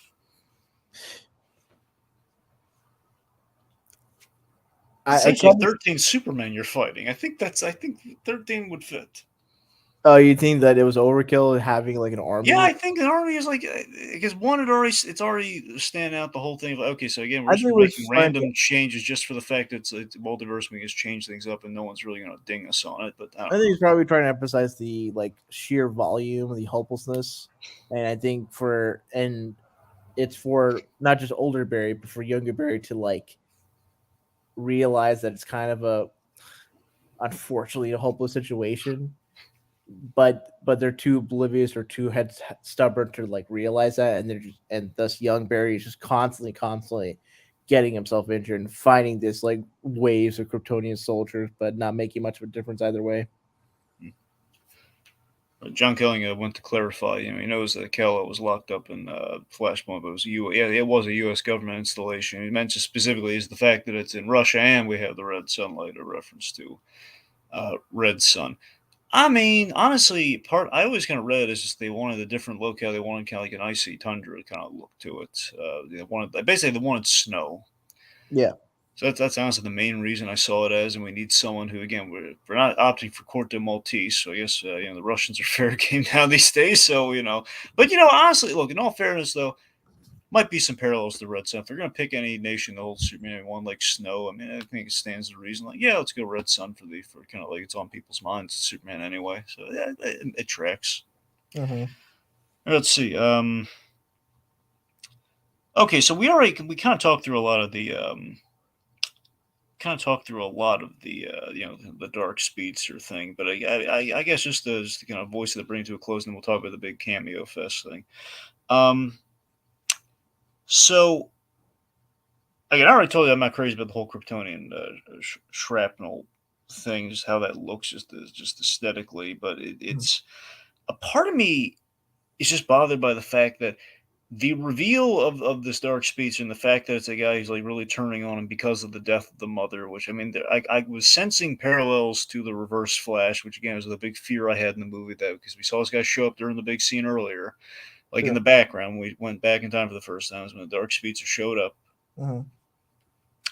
And now we have him there, and he's like the big reason we're seeing like the dark turn in terms of like, no, I can do it, and Barry's kind of getting a glimpse of like what his character flaw is here as he keeps going back and back in time, and against the fact it's kind of a time travel thing. All this is correlating in the Reverse Flash. We have a lot of breadcrumbs of the Reverse Flash, and ends up being a dark speedster. Now you might think, is he complaining that it's not the Reverse Flash? No, I'm not complaining. That's not the Reverse Flash. I don't want to make young Barry Reverse Flash. What I'm saying is, it does bring about an idea that while we don't have an antagonist in this movie, and while that is interesting, it does make me think, though, if we were going to do the Reverse Flash in an interesting way, and this is more franchisey talk, I suppose, wouldn't it be interesting, though, if, like, had we not had the younger kid Flash, if you will, had we not had the younger Barry Allen in this movie, and we just kind of axed him from the film, and had Barry go on this journey and learn, let's just say, get to learning kind of a self-reflective journey as he went to this point. What if the Reverse Flash made his grand entrance in the third act, basically telling him that, basically leading him through the whole, like, these are the consequences of your actions, and you're a hero where I come from, and all that. Like, what if there was like a grand introduction to him, and like perhaps I would have called foul on it, because the whole point, really, yes, because Reverse Flash, the whole appeal of that character is there's a very deeply personal relationship with Barry Allen. Like when you go back to the original Silver Age comics, it's like he comes in and they have this like contested rivalry that ends with like Reverse Flash killing either Iris West or like his other wife, and then in revenge, and then in like a moment of anger, Barry Allen like snaps Reverse Flash's neck and stands for trial and is like sentenced, and then maybe a few years later, like either Barry goes to the future to see Iris West alive and raises to their grandchildren or their children, and then sometime afterwards, crisis happens or whatnot. But yeah, they had such a contested rivalry, and then when he comes back in the Flash Rebirth, and then leading up to Flashpoint, there's this bitter rivalry. It's like the joke. It's like the Reverse Flash is the Joker to the Flash is Batman. yeah. They have this deeply personal relationship. And so the fact that if the Reverse Flash were to come the way you describe it, it would rob what makes the Reverse Flash interesting. Is Well, that here's what I'm sorry. I was also going to say again, in bringing the Reverse Flash in, we would actually have him be the culprit behind the murder of the mother, though. So he wouldn't just be completely coming out of nowhere. I'm saying if we did that and we had him like a little no, but peek his head through, like, yeah, even if he did the murder and then he comes out like, oh, I'm the murderer, and it's like it. The thing is, it'd be kind of like it'd be like you're essentially adapting the '89 twist okay, without the established relationship between Batman and Joker. gotcha. Yeah. All right, okay, I'm just saying the thought does occur to me because it does, it almost leads to that realization of like, okay, this is going to be a Reverse Flash who is coming out of nowhere, but in a way that we've kind of had him under the surface potentially with the young Barry Allen. which again I don't feel would have been the right call because again it would have been like a whole like it's too easy if it's just him, which again is another almost 89 thing of like if it's just like the guy who's like the main guy in the movie just happens to be this very pivotal plot figure. Mm-hmm. I don't know. I guess I was thinking maybe it was more of an end of just the fact of like okay, so we had like, huh. So I was gonna say, like, I guess it was figuring the fact that, like, we had, like, he never found the guy who did it, and you kind of he was peeking his head through in the background, and then perhaps like Barry would have like the missing part of like of his arc, kind of like laid out for him in that vein. But it's a fair point. You're not wrong. It feels like again, the ultimate of this film is not feeling it needs a villain. Yet we do have like characters going to sell villain action figures with this dark speedster thing. So even taken as it is, it feels like we've just given a villainous aesthetic for a scene where we didn't quite need that. I don't know.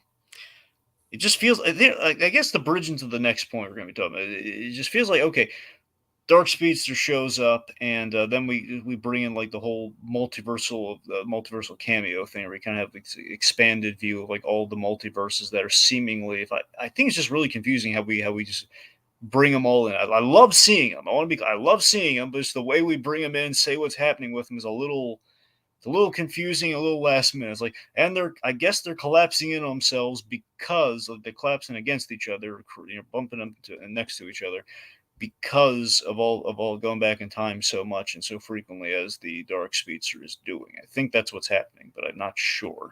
Yeah, because the whole point in Barry doing that whole he did the initial time travel and then went into a different universe to account because of that time travel change, and then by the Dark Flash doing this constantly, you know, it's causing like ruptures to the actor just time traveling multiple times and essentially could basically traveling if not two different universes through them, and that's probably leading to just like breaches where it's like okay, all these like I know the spaghetti metaphor analogies gets you might be just tired of that metaphor altogether, but I think it's just that those threads are becoming more entangled.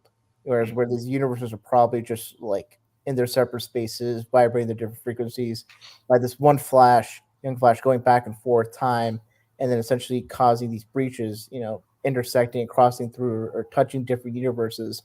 Those barriers are getting eroded, and thus universes are colliding or crashing into one another. Right. I mean, it's a good thing. How do you feel about us reviving those worlds though when we do? I didn't take issue with the way that the percentage CGI wise.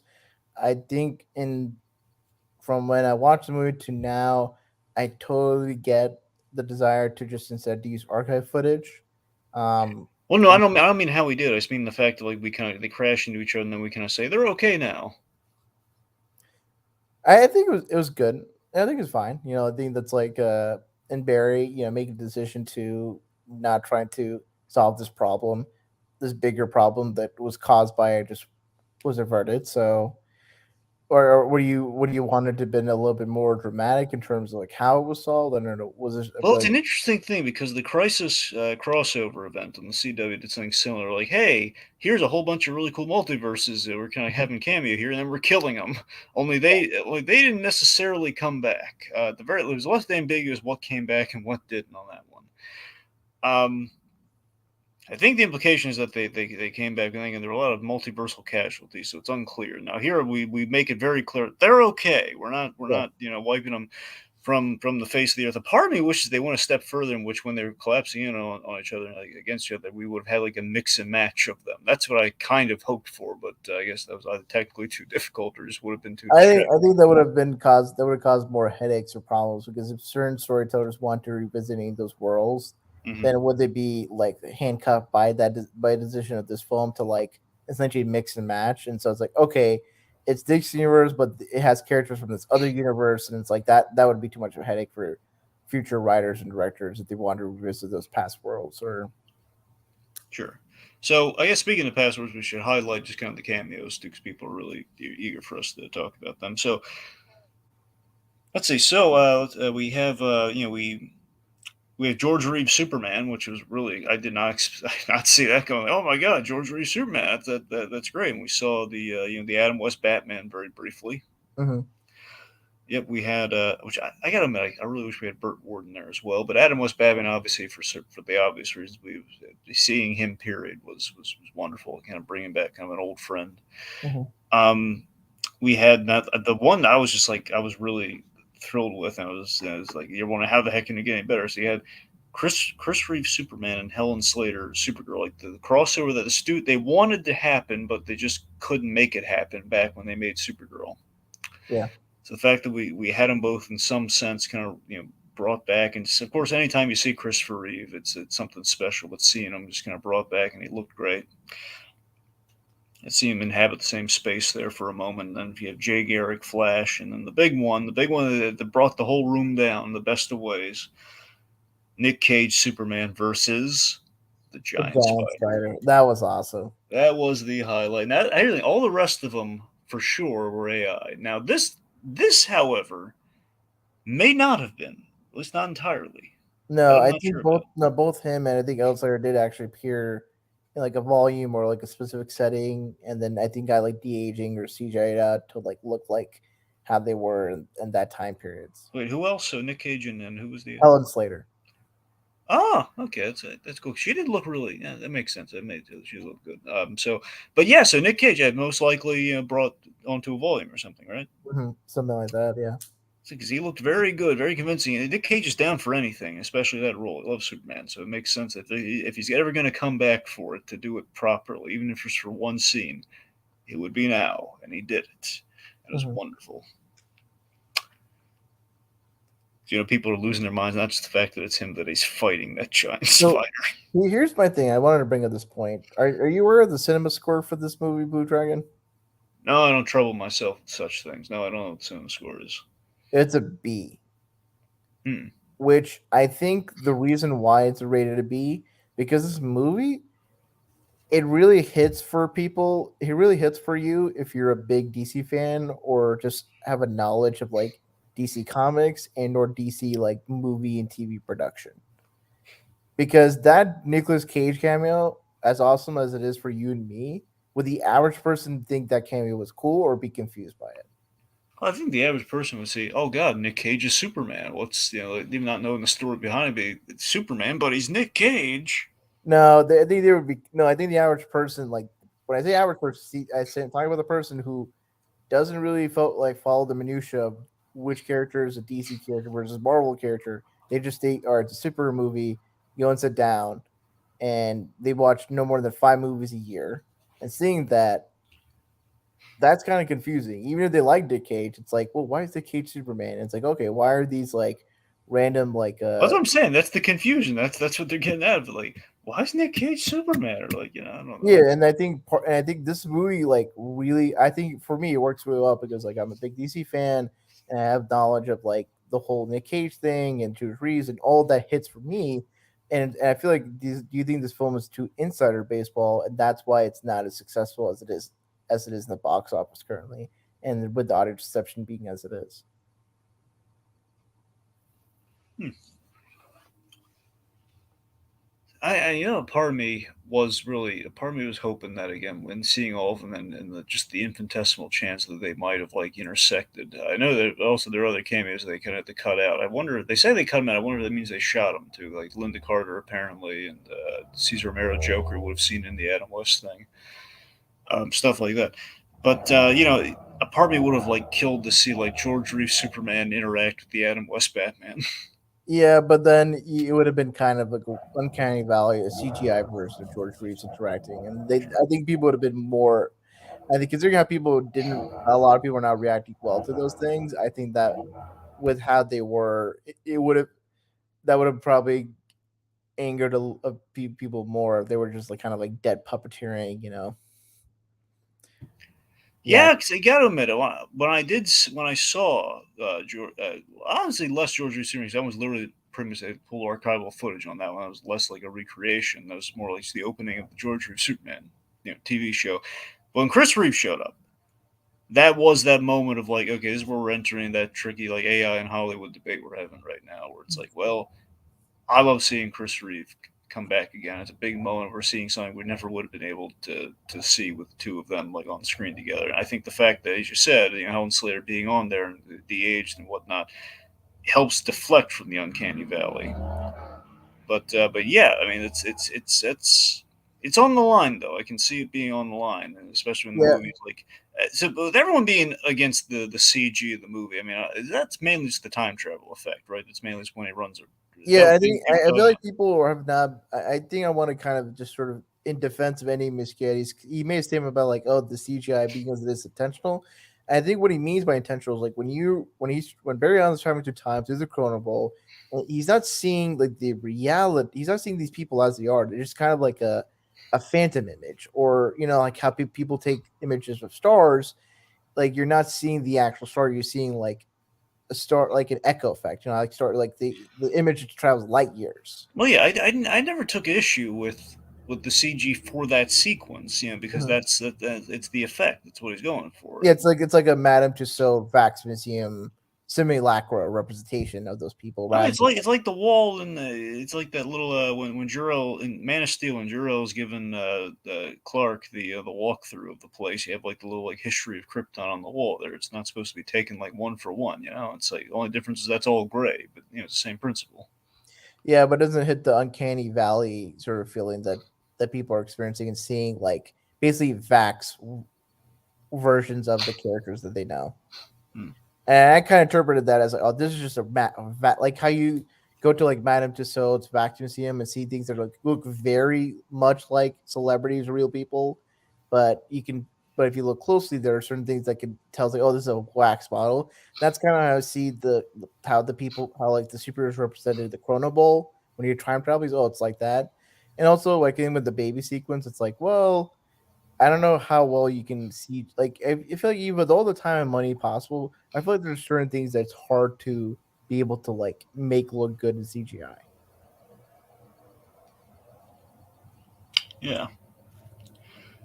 All right. So But I will say that when in certain parts of the fights in the desert, the compositing did look a little off. I will say that was kind of my that's my only gripe with the CGI was at that point. Just when how like characters were against the background, and just like oh I can feel like the background is just very flat. hmm.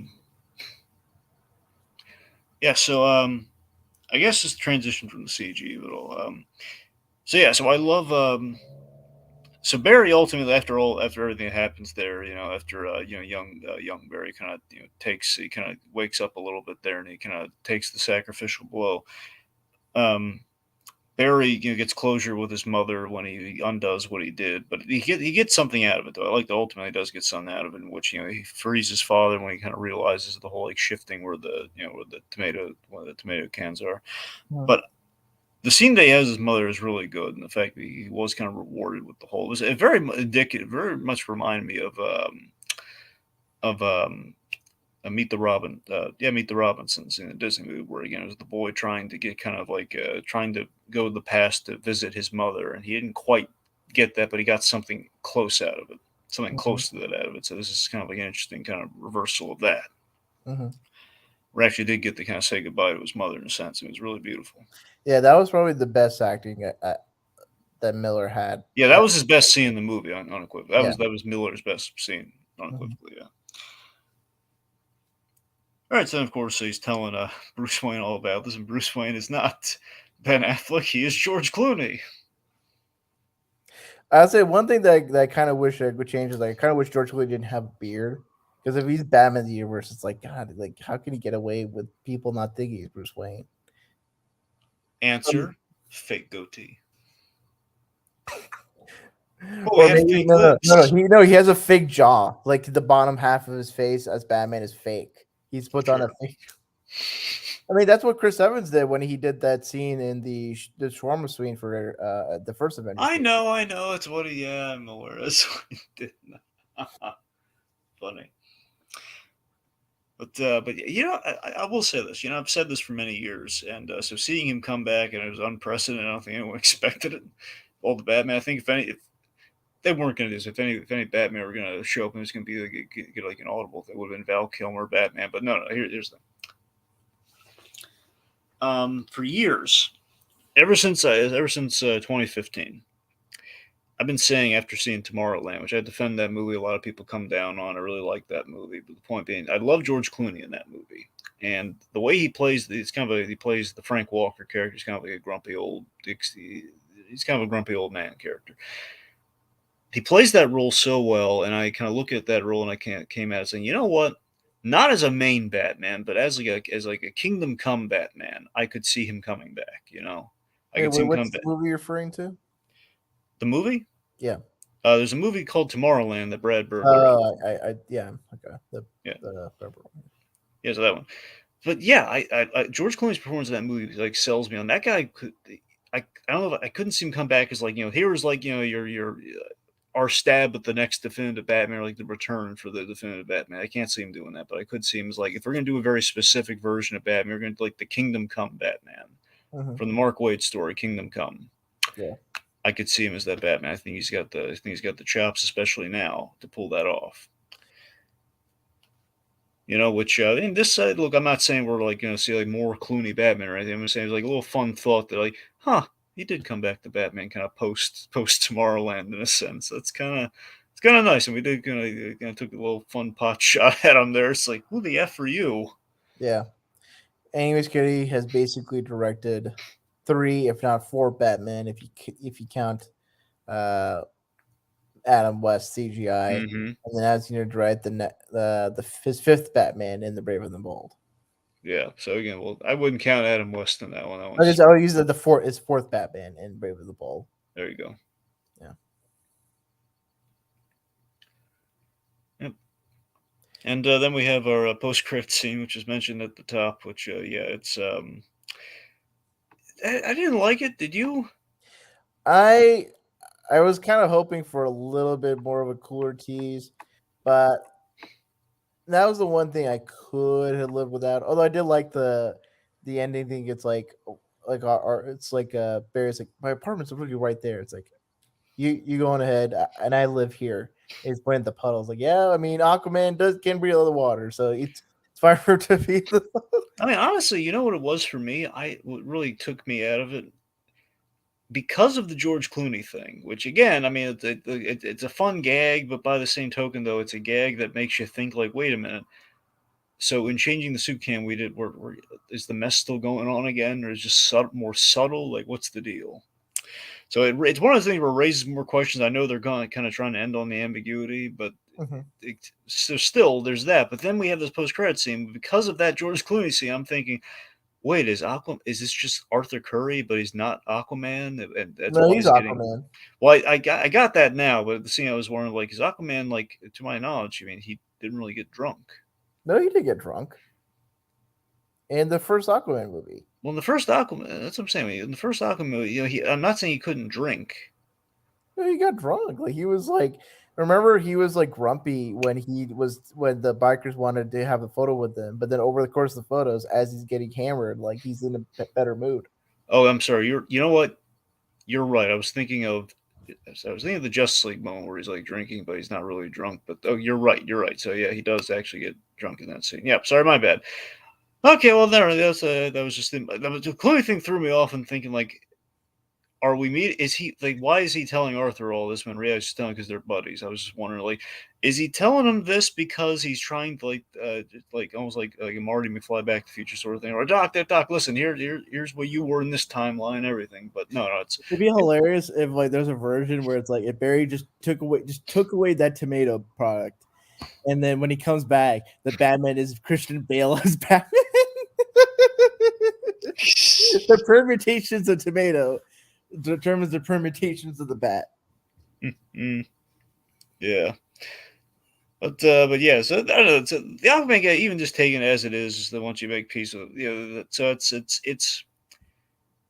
I don't know, it's just kind of like maybe a weak sauce gag to end the whole movie on. I mean, I don't know. It's okay. It just feels like that's your post credit scene. That's your big. I don't know. It's like if this is potentially the last we're gonna have of this form of the DC universe, and that's what we're gonna end out on.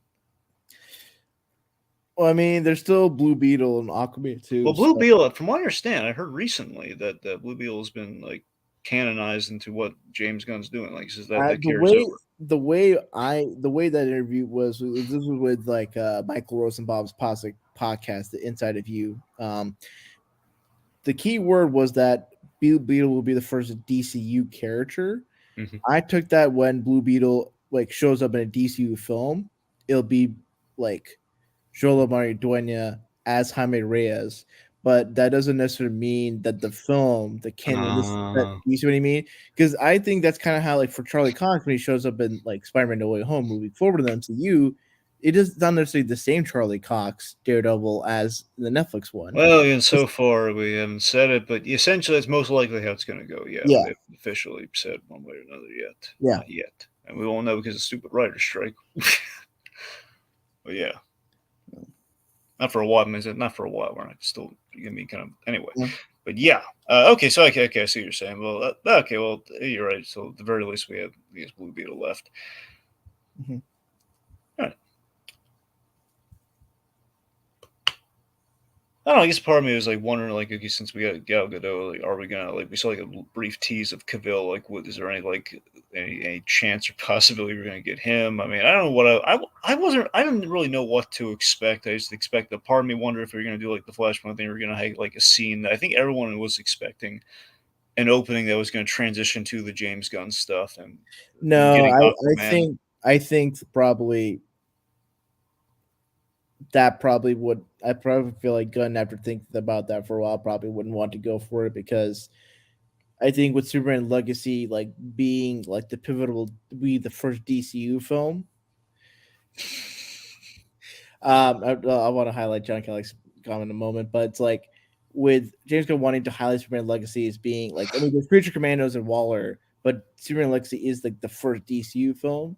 I think Gunn wouldn't want like the prior regime to have any sort of like defining of that new DCU.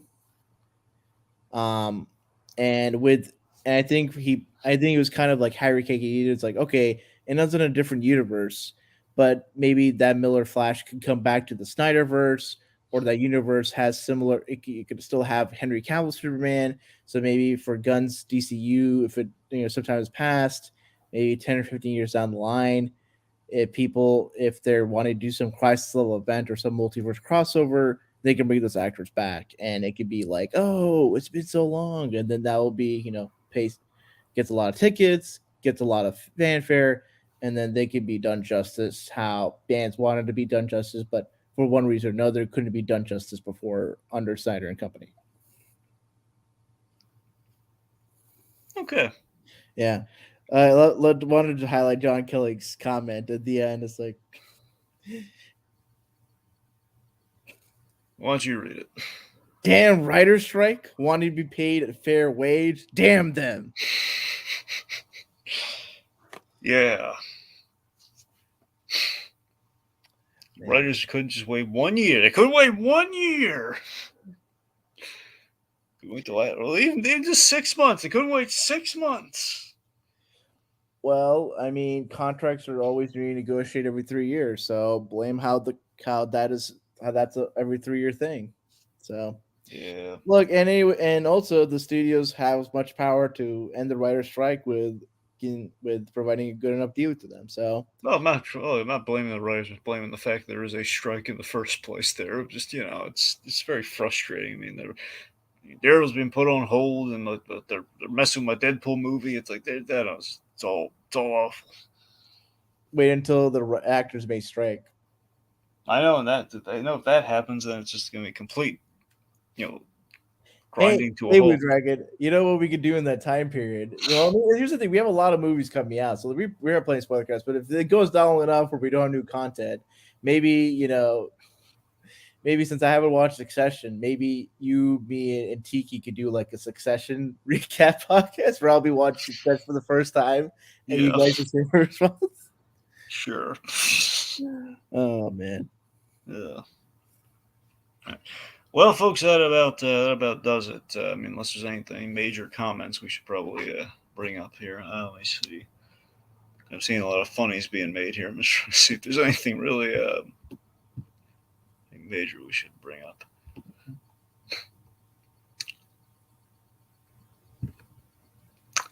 Okay, yeah, I guess going up to, I want to highlight real quick. Code Geese anime fan.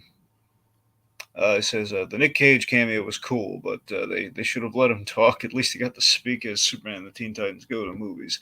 That is true. It's funny that we've a part of me really hopes that, because I mean Kevin Smith's doing like a read of the script like at his as movie theater like soon, and there's been a lot of love. I mean, this movie I'm sure might help in this in a tremendous way. It feels like it's time that we do the adaptation for the Superman Lives movie in animated form. That'd I be know cool.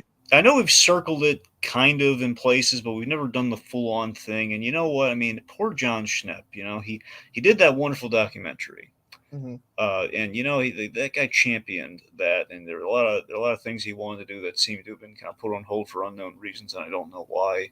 I mean, Hmm. aside from the obvious being he's not here anymore, but you know, like there were things that are supposed to be carried out, and I don't know why they haven't been. I know he wasn't involved in the animated movie. It was the fact that he really revitalized interest in Superman Lives, and you know, this Nick Cage thing. I mean, if there's any chance that we're ever going to revisit it and maybe adapt into an animation or even bare minimum a comic adaptation of it, but an animated adaptation would be perfect, and we can get Nick Cage. That'd be the way to do it, man. That'd be the way of like making everyone happy. It'd just be really cool. Yeah. Yeah.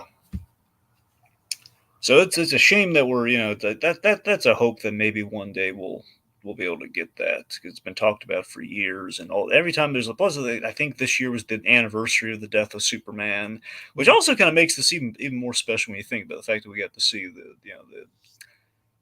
Nick Cage Superman show up here in And the anniversary year of that. considering and Supergirl dies multiple times, which is both a reference to, which is both a homage to Death of Superman, and also Supergirl dies in Crisis, the Oh yeah, for original sure. multiverse. Yeah, So I'm saying we do the crisis. There are a lot of crisis homages, but it feels like desperately DC wants to make the. It doesn't feel like DC desperately wants to make the Crisis on Infinite Earths movie, but they're always getting stymied by the fact that we do it on the TV show, and then the Avengers are doing all sorts of the Marvel's doing all of their stuff, and they're trying to compete. But it's like they just can't get it. They just can't get it together. And we had James I Gunn's like mean, laying out this plan. It's like, okay, James Gunn's laying out a really cool plan, I'm sure, but it's going to take a lot of years before we get the Crisis. I think maybe at a certain point they probably just will want to do Crisis because probably the multiverse will just come to like a peak Yeah. interest at Secret Wars, and at that point, knowing James Gunn, I think he would want to do something that is different and not playing to the same old DC formula. And I think that would hopefully lead to DC being more, that would lead to them being more, have more longevity beyond just chasing the trends. I know it's a shame though because it always bothers me with the multiverse things that DC really had the patent on the multiverse, in my humble opinion. I always thought they really, between, I'm trying to remember. I think technically they did come up with the multiverse first, and that was just always their thing. At the very least, they had like the whole Crisis on Infinite Earths thing. They had the most publicized, like this is like the most I mean, symbolic way of doing the multiverse. the multiverse has been an idea all this Well, time. no, I know that, but I mean in In, comic form in though. super comics, yeah, like they were the Trailblazers with like the Flash of two Earths, Yeah, two worlds, and then the Christ. Yeah, no, that's what I'm saying. So it feels like DC always had beat Marvel to the punch, and only Marvel turns things out a lot faster, and that's why they got the advantage there. So it's always been kind of frustrating, in that regard. Like only now are we doing Elseworlds things, where like Elseworlds, we're again, it was all part of the whole multiversal deal. yeah. Yeah. Anyway, so yeah, I guess that brings us to an end. Mhm. I want to thank. Let's take a moment just to thank all of our lovely commenters. It's going to take a while. We have Little Blue. Little Blue showed up earlier. We had Romello Malone, Kristen Jonas, our pal Super Billy. Let's see. I'm trying to see if some of the new faces, if there were any. I think we had a few. Oh, John Kelling, 89, of course. Code Geese anime fan. I'm trying to see if there's any stragglers I'm not thinking of right now. And yep, we're all up to speed. So thank you guys for showing up. I mean, overall, I think you guys kind of know how we're feeling about the movie. Rohit, he's I mean, he's loving it. Me, look, I mean, I got some issues with it, but overall, I mean, I think the product that turned out was, again, the movie gets a lot right. I think on a rewatch, I might like some of it better, but by the same token, though, there's some things I just have a sense it's just gonna be a taste thing where it's like, again, I don't know, maybe I don't think the comedy's ever gonna play right for me on this movie. It might just be a balancing thing. Mm-hmm. But it sounds like, I don't know, maybe the logic's more there than I gave it credit for, but still, it's gonna be a taste with the comedy thing. Who knows? Regardless, reached the end of our spoilercast. I want to thank you folks for tuning in, and we have another spoilercast coming out tomorrow for Elemental, so tune in for that if you want. And then there'll be Indiana Jones around the corner. So yeah, This is the cousin's dinner.